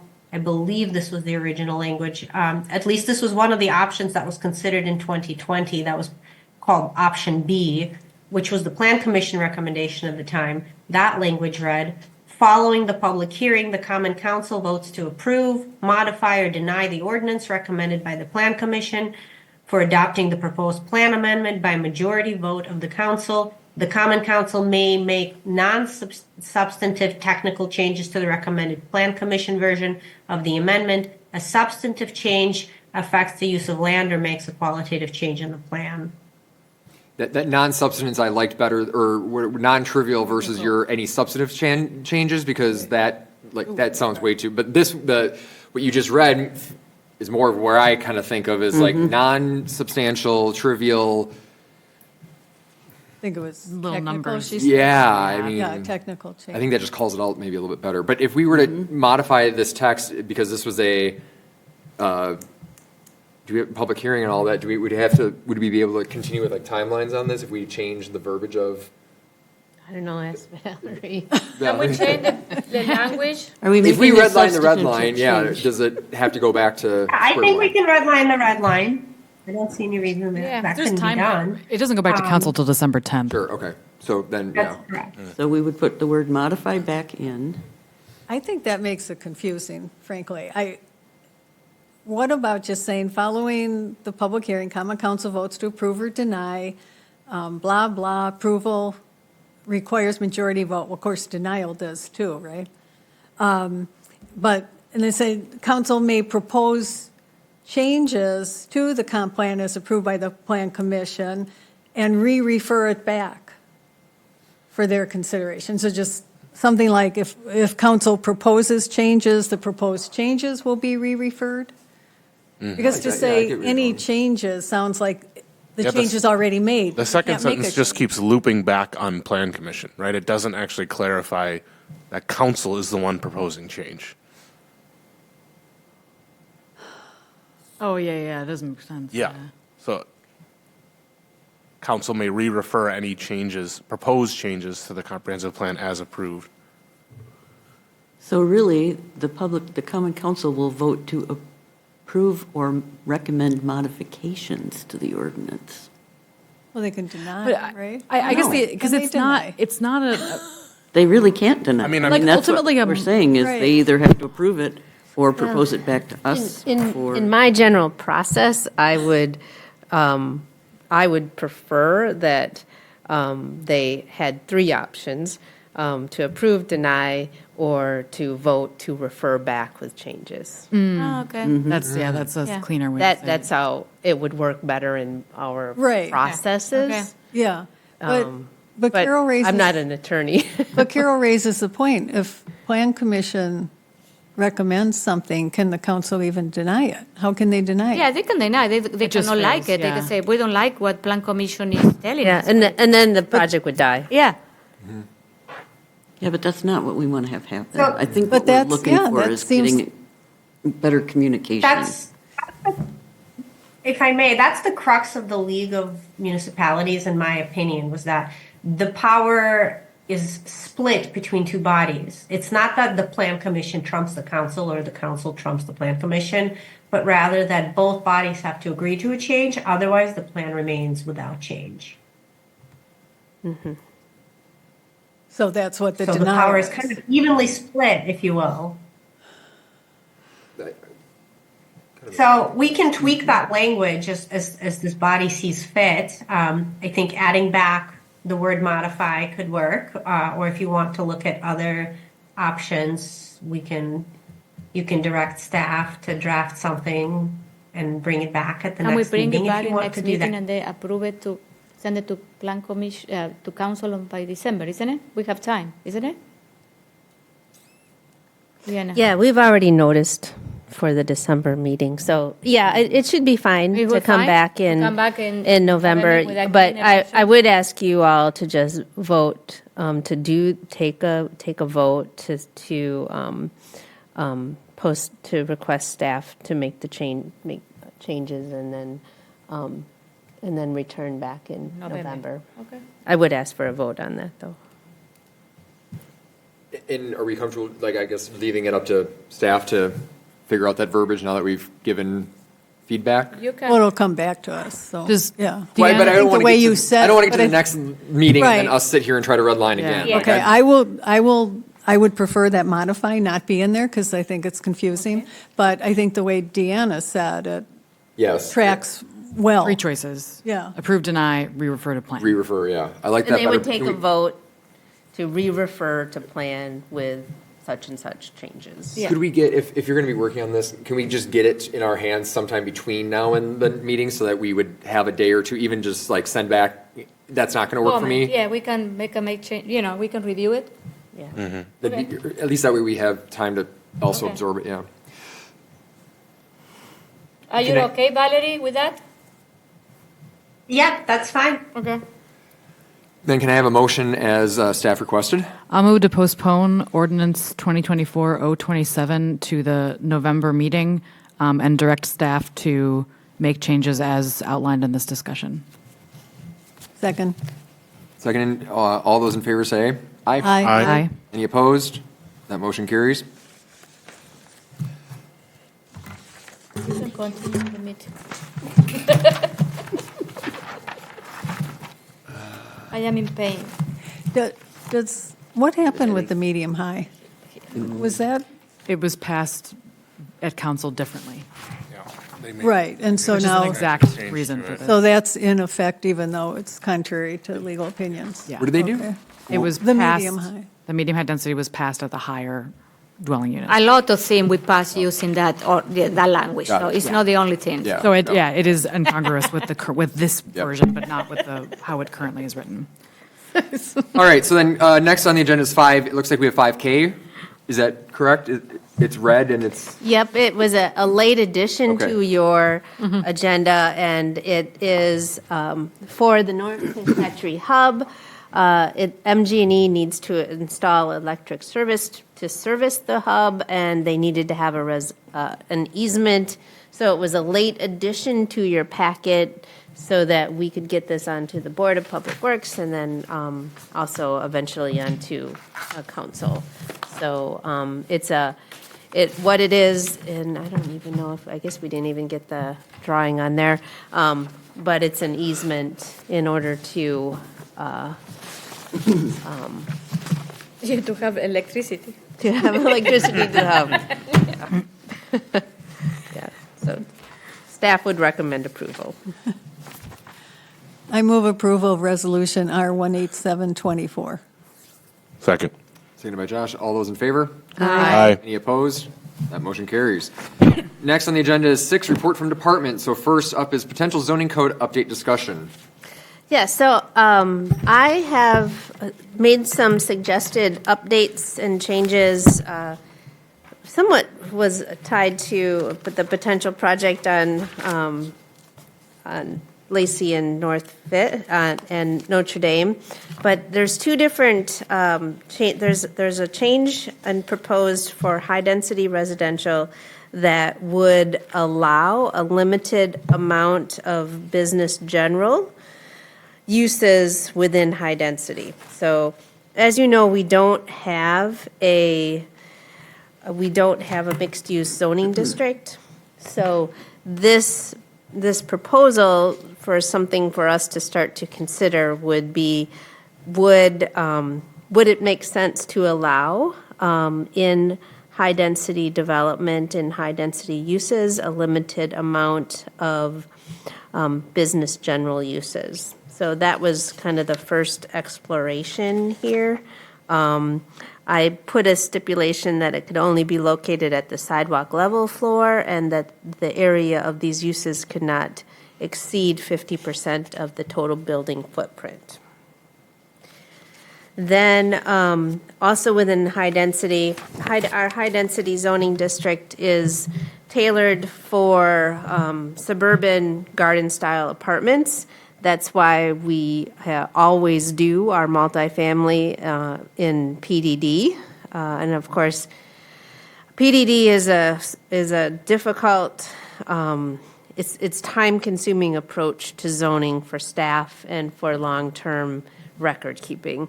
So some changes here on page 3 would reduce the amount of required minimum lot area. Well, actually, it would remove the required amount of minimum lot area. None of the development today would meet this requirement. This is designed for 2-story development, garden-style apartments that we have in our older parts of the city. So that section would be struck, and then there would be some changes to the setbacks to make them a slightly tighter. And so that would be the major changes for high density. And then business general, of course, already allows housing except on the second story. That is already allowed as a permitted use. We haven't had any development with that at this particular point. And so this would just kind of clarify some of the text on that. And to say that, yes, residential units would be allowed above the sidewalk level floor. And then as a conditional use, we would allow a limited amount of housing units on the first floor or the sidewalk level. So those are the big changes. That reminds me of like Hatchery Hill. Yeah. I pick and say, is that kind of that where there's businesses down below and up above is one layer? Because if it's, what I'm thinking of is like 3 levels, then that's mixed use, right? Yeah. That would not, okay, thank you. I guess on the Hatchery Hill question, though, like, would there be, in that interpretation that you're saying right now, would there be any issue when there's a split level like that in putting like commercial on the lower, commercial on the ground floor in the upper, and then putting residential over that? Oh, yeah, that's kind of weird because. It's staggered, yeah. Yeah, because there's kind of 2 first floors, Yeah. right? Mike knows that. I think we could work with that and, you know. You'd be able to kind of. The intention of the code would be that you wouldn't want to have a 3rd-story apartment trying to have a grocery store or something, right? So yeah. the intention is to. The walk-up access have- is the commercial yeah, kind of. That it would be access to the commercial from the sidewalk. Yeah, okay. This is in the, where am I? In the business general where you say there's, sorry. I noticed like 30% of the total frontage may not, residential may not be more than 30%, and then residential may not consist of more than 60% of total gross, but et cetera. But when you were modifying the business, was it the business, the first one you modified? Mm-hmm. You said 50% for something. But there was, I was wondering. Oh, I think in high density, I did it, I guess I did a little different. It's high density. And this is up for discussion, nothing, it's kind of this first run at looking at maybe figuring out how to do a little more mixed-use flexibility. But you are right, in high density, and on page 2 of my little packet, you'll see that this is actually in the high-density zoning district. I said that the first floor in high density could not exceed business general uses more than 50%. Yeah. Of the total. Got it. And so what you have there on beginning of page 3, that what I heard is we're going to have less PDD. Yes, that's the goal. Yeah, okay. Because we would actually have something that would fit like what we should have to put in a 4-story, 200-unit apartment, right? Yeah. Yeah. I not go to PDD for it, yeah. That was what I was trying to do here, is to do that and then still allow some limited commercial. You know, Arlo, where the Rusty Bee is, was of course smart code, but trying to think about how something like that could be built in our straight zoning code. I like it. I think it's great. So what do you need to do next with this? You need to bring, I would need to refer it out. Okay. From council and Okay. refer it back as an ordinance change. Oh, You'd it's have an to go ordinance through. change, okay. Yeah, it would have to be an ordinance change. Okay. This is just discussion, and Yeah, then. okay. Yeah. I wanted to also just point out too, I know solar. it's getting late, Yeah. but there's also a section on solar that Phil Groupie has suggested that this would be a really useful. We allow solar in all of our zoning districts, but Okay. this is just some text to clarify and make it very clear that that solar is allowed.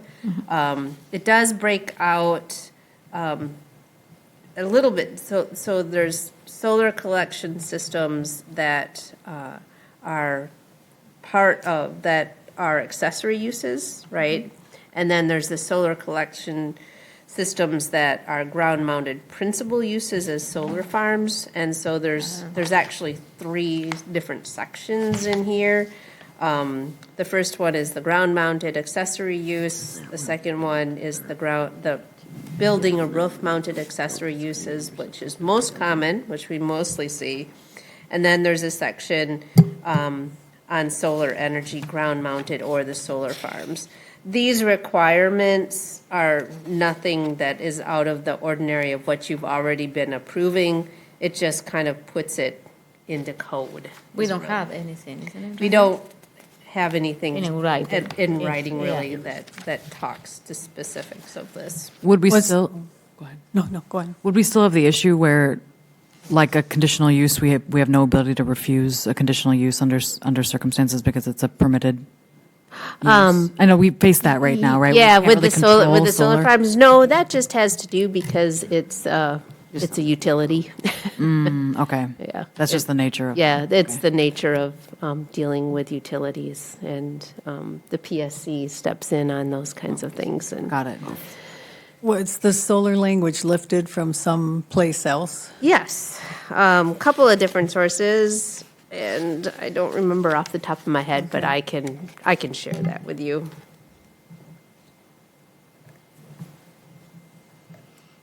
Did some of this come out of the sustainability plan exercise? Did they identify that this was a gap, or is this just something we've been trying to do for a while? This is something that we've been trying to work with, and it's a bit time consuming for staff to do zoning ordinance changes. So when I try to cluster them. Okay. So this is something that we've been discussing with Phil for some time, and just trying to find the right point to do that.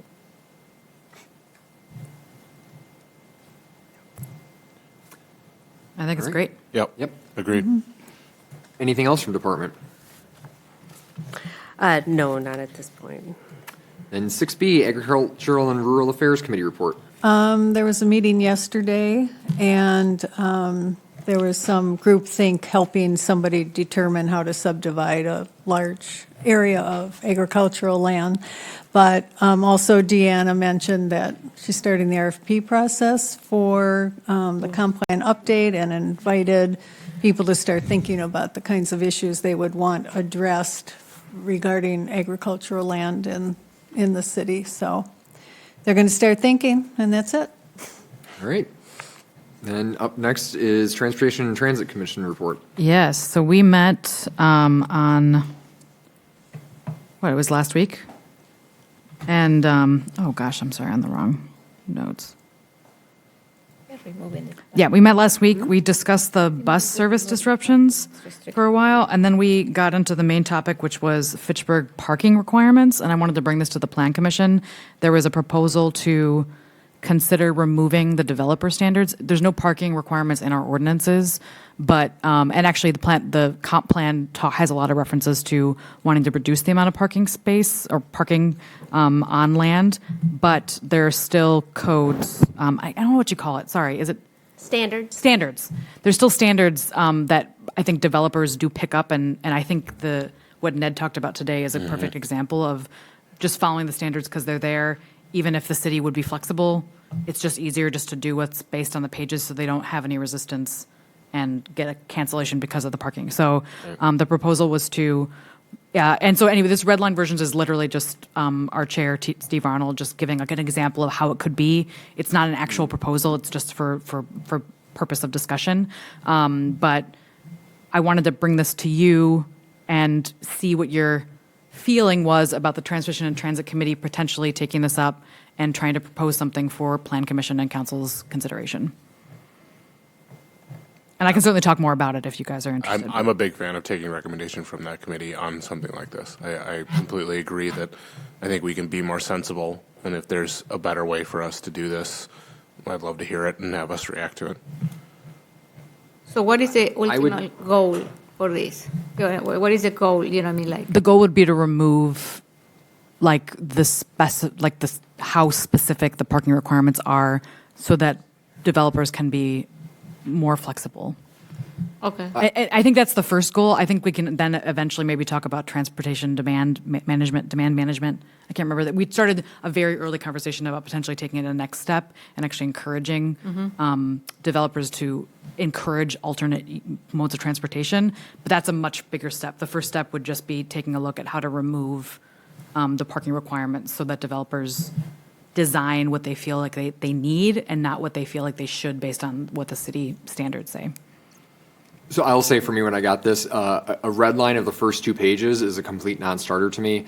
I get where you're going with this, but to just say nothing, great for Steve. Everyone bikes according to him. Some of us do have cars, and some of us do need to drive cars. And I'm sick of the attitude that everyone has to be on a bike or else it doesn't work. So anyway, when I see this, my initial thought was, first off, we are very flexible. Yeah. Like, how many times has Ned come here and like we've said, oh yeah, we'll give you 1.2, we'll give you 1.1. Like we've been not even a negotiation. We have been so flexible with that. Looking at what's your bike parking, how close are you to the nearest bus station, all that kind of stuff. So I don't feel like we've been a body that said, this is what's written. It's only got to be 2 to 1. That's it. Absolutely. What this worries me is with nothing, a developer can come through and say, I don't need any parking, and then it's every street becomes our developer's parking lot. That is a huge concern because, oh my gosh, can you know how much money I can save by not having to put parking on my plot of land? All that can just be apartments. That's where my mind goes immediately. But we don't have that. We don't have in our ordinance right now. If someone come and say, I want to put parking, we don't have any restriction either. You know what I mean? Someone could so they do can that do it already. If someone come and say, I don't want to put any parking, guess it it's depends not in the ordinance. You know, they So can then do where it. are they going to park? Because cars aren't going anywhere. They just aren't. And especially in this city and in this county, I think it's a detriment to business. I've already heard people saying, I'm not even going to go to any of the businesses on Mineral Point Road anymore because with the bus rapid transit over there, it is so hard to traverse any of those areas. I think that we need to be very careful about making sure that, this is also a 4-season community. What do you do when it's 30 below? You know, I go look every time. I go look when I have an appointment somewhere and say, okay, if I drive there, how long does it take? 3 minutes. If I want to walk there, how long does it take? 2 hours. If I want to take the bus, how long does it take? 3 hours. I don't have 3 hours to get there and 3 hours to get home. I think we have to be realistic about what we can expect in a city that's shaped like this, around lakes, this whole area. You know, not everybody works downtown. Not everybody works at the university or the hospitals. And if you can do that and ride the bus every day and save yourself a bunch of money, I'm all for that. But I'm with Stephen. I'm 69 years old. I don't ride a bike. I don't intend to ride a bike. I'm allergic to cars when I'm riding a bike. It's scary to me. So what worries me is, plus you've got alternate parking, so you're going to lose half a side of the street in the wintertime. I just think we need to be really careful about, I realize this is an altruistic thing and it's very passionate for the people that are in the bike community and in the climate change community, but I think you have to be realistic for the way normal people live their lives. If you're a mom with kids in daycare, you have to be able to go drive to pick up your kids. You need a car. If you've got a... I just want to make sure. I don't know that I feel like the discussion I've heard around this is necessarily... sorry. Some of it is certainly moving towards an extreme of lack of cars, right? I'm not advocating for that by this body or in these rules, right? I do think that there is an absolute role we can play in moving in this direction to not have something even remotely on the books that makes it seems like we want to see 1.5, right? If we're hearing from Ned that their data over and over again is telling them that maybe based on a certain development, jump in there. they don't need that level, then I don't want them to feel like they have to come to us. Right, but if we have no standard. Yeah. I'm not, not advocating for that. And absolutely. if that is what was coming here, I don't agree with that. I'm completely in agreement with But I you do there. agree you're going with it, like, Okay. to try and reduce it, yes, but it was just sort of a, like, well, we can't go Yeah, from the total, everything to nothing. the total red line's a total non-starter, but openness to reducing Yeah. and being more staff, flexible about it. sorry. And I Well, would, right, I mean, I think it doesn't, we don't have to say you need 1.5, but I think there needs to be a general statement of policy as to, I don't know how you say it, but there has to be sufficient parking to meet the needs of the tenants or something like Right. that. But, yeah, I don't think we should be silent on it either. Some of the Could biggest I just add, complaints. anecdotally, too, we heard from another developer in the Highway 14 corridor that the parking demand is exceeding his other buildings there at the Fitchburg location there, and doesn't have enough supply in that particular building. So I just want to be cautious that, we don't start to limit the amount of necessary parking that's needed by developers. And developers don't want to spend money on parking that they don't need, but it's also important for them from a market standpoint that they do have sufficient parking to meet the needs not only of their residential tenants, and if we're talking mixed use, of also having parking for the commercial there, because the commercial is not going to survive just on the residents that live in a mixed-use building. There's still going to need to be people that are auto-oriented, transit-oriented, coming to support that retail and commercial there. So we just got to be really strike a balance here, and nobody wants a whole bunch of excess parking that is going underutilized and that we don't need, but we got to make sure that there's sufficient to meet the needs. yeah, but it's interesting because I think those two scenarios that were laid out were the opposite, right? I think there was concern that there would be a development with absolutely no parking if they could, and then you're concerned that they wouldn't be able to put in enough because of the. You have a mixed use. They're the opposite things, right? You're talking about they need to be able to put in enough, and you're talking about the worry that they're not going to put any at all, which are completely opposite. And I guess that was my original thought with potentially removing it completely. Wouldn't the developers just put in what they think they need based on market forces, which would assume that they would include cars? Because if they don't include cars, they're not going to have people rent their apartments. They're not going to have people visit their businesses. So it seems like they would do whatever the market dictates. That was my original thought about not having parking standards. Since I've been here, that's been the case. Yeah. Yeah. I mean, hands down. But I think when you said the second step you want to move towards. Transmission demand management. Then you start really losing people because Got it. to remove stuff just to force people to not, this whole road diet verbiage that's coming out of Madison, which is we're going to just take the roads away and then you can't drive anymore, is just not palatable to, and maybe it's generational. But there are some, like here there is that we need to, developing near public transit or high density residential housing. So there's some stuff that makes sense, you know what I mean? I think you just need to. Yeah, there's some stuff that makes sense, and And we went focused on the apartment side of things, but the one that stuck out to me was bowling alleys. But looking at different kinds of businesses, that a bowling alley, that'd be wow, you could put that up and not have any parking. Maybe we don't need 5, but when we break it down by the different kind of commercial, that's where I would really want to be more prudent, I guess, and staying closer to where we are today. The apartments I'm a little more, I guess, more flexible on, where it's let the developer say what they feel is needed or what the market drives, that kind of thing. When it comes to commercial or industrial, that's a little bit more, right? So much square foot of commercial space typically means X, Y, Z. And maybe we take off 10 or 20%, but that's kind of where my mind would be at is, let's reduce that. We don't need as much as we are saying right now, but we're not at some utopia that everyone's just, green and But is this still relevant? I mean, to that point though, like when this was drafted, who knows when that was? Is this still relevant metrics, right? I mean, if we're going to make suggestions and if we're going to set things that I think developers are going to try to adhere to sail through their request, when was this updated last? Right? I don't disagree with the sentiment.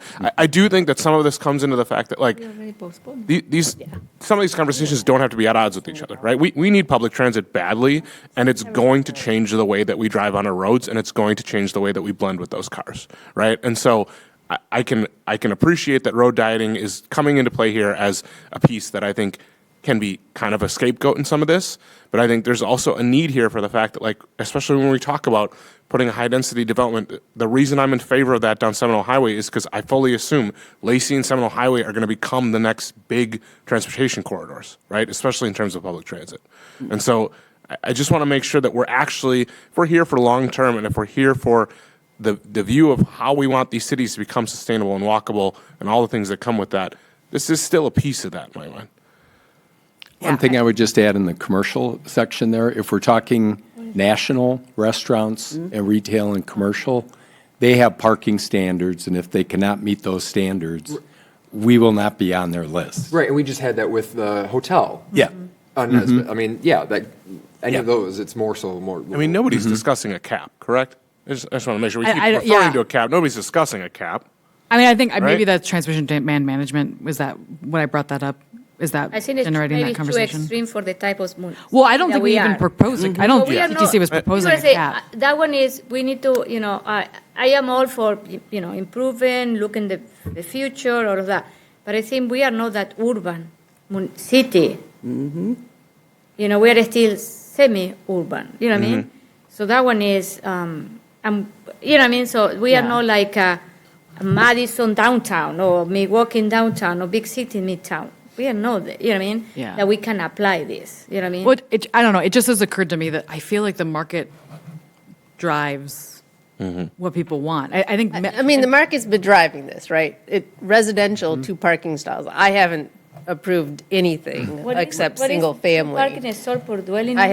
We haven't approved anything. Yeah. We can except have- single family. So is this irrelevant then? Like, I mean, like why does it? I guess, and it's fine if the planning department wants to, but like, if it's irrelevant, should we still have it on our books? What's the value of it? And I'm asking a pure question. I'm not trying to like be challenging. Well, I think one thing we don't want to do is argue with every development that comes before us over how many I think parking spaces they need. at or the should staff have. level, and we don't, right? I don't want to sit here and count parking. I don't have staff to count parking stalls. I honestly don't. I honestly don't have staff to do transportation demand management either. Right? I want to make a call from the residential 2 parking if we require 2 dwelling, 2 stalls per dwelling unit, and we are looking about how to make some of our neighborhood more affordable. I was in a conference on Friday that talked about housing, and they said one of the things that they are doing to reduce the price of the home is no basement in some area. Instead of 2 garage, there were 1 car garage. You know what I mean? So this is a way that developers are building now to reduce the cost of housing. So so that one they said if we are require 2 parking stalls per dwelling unit, we are not bringing that flexibility. But we're not required. We're not required. No. But we have it Because I thought it was- These are the standards. But it's still there. So if I am a developer and I go to our website and say, I want to see what are the Fitchburg standard, that thing is going to show up. And I say, oh, I need to build houses with 2 units. You know what I mean? That's it. That one is my comment here. But I think another area that you could look at too is if you go drive through Renaissance on the Park, because that was one of the developments we did, which was, Habitat for Humanity. They wanted to keep the price of those houses down, so what they did is they went to the 1-car garages, and we made a variance so that they could do that. But the problem is now a lot of these are tradesmen, they have painting companies, they have drywall companies, so all of this stuff is parked on the street all the time. Oh.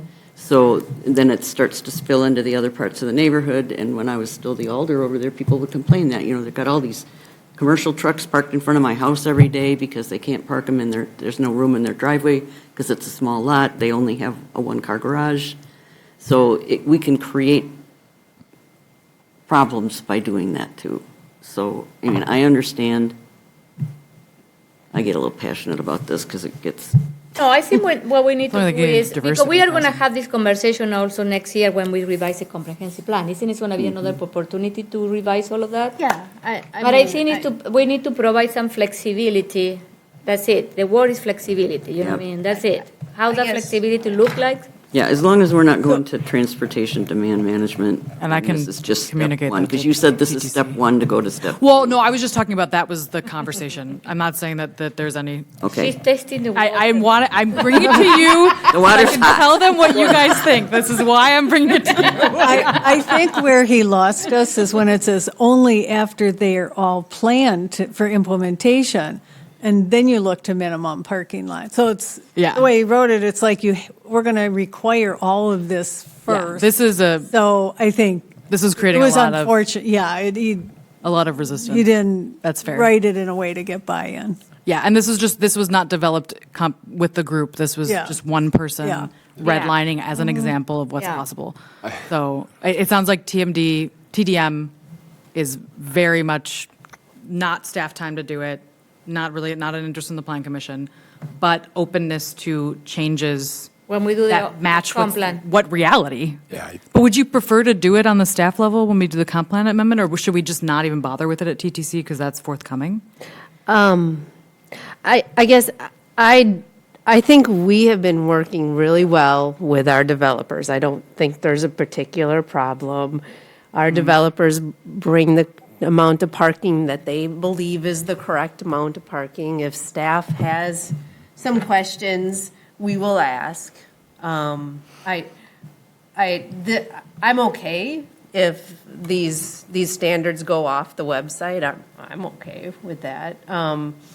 We will continue to work with our developers without sitting there and counting 0.75 stalls per 1,000 square foot. Every site is going to look a little bit different, right? Yeah. Every site is going to, if we are on a bus line, things might look a lot different. I think my philosophy has moved more towards where we are with Smart Code. There's no parking requirements in there.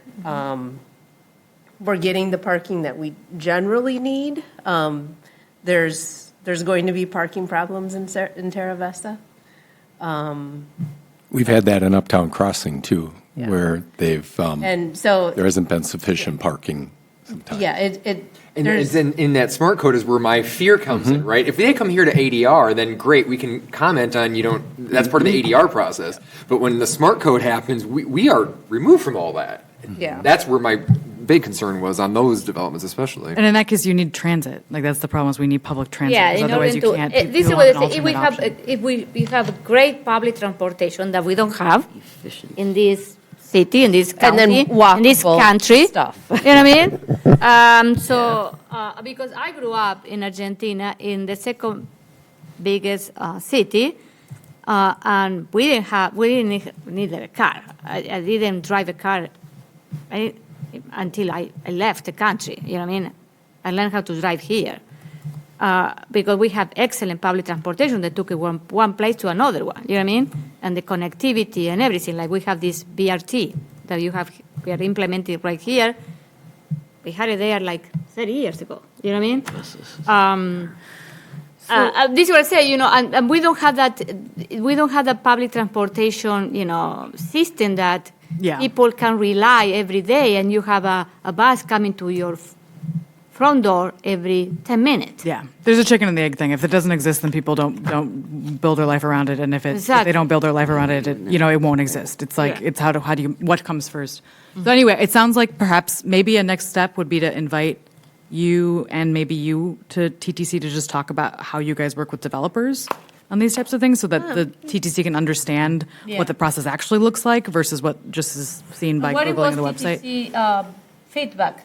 all the people in TTC. They liked the idea of reducing parking, but also I don't think they have a sense of how it actually works. Okay. I think that's the piece is like they don't really know what's happening, and it sounds like what they are envisioning is already what's happening. Okay. It's just not documented on the Okay. website in a way that can be told. So maybe would you be open to that? I can do that. Well, I think because the website does document numbers, and I think that's what the issue is. They think we are imposing numbers and not negotiating them.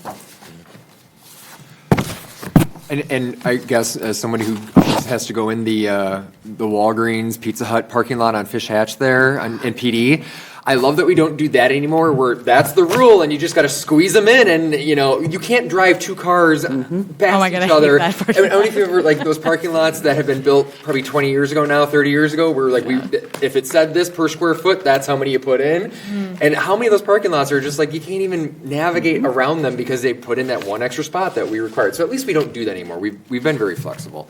Also, anything else with TTC? No. Props to finally having Nesbitt.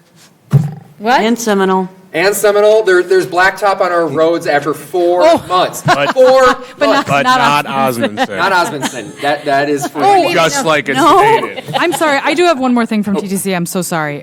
We had a discussion about paratransit. And so with the referendum, there's a proposal to create fixed lines on the 65 and the 75.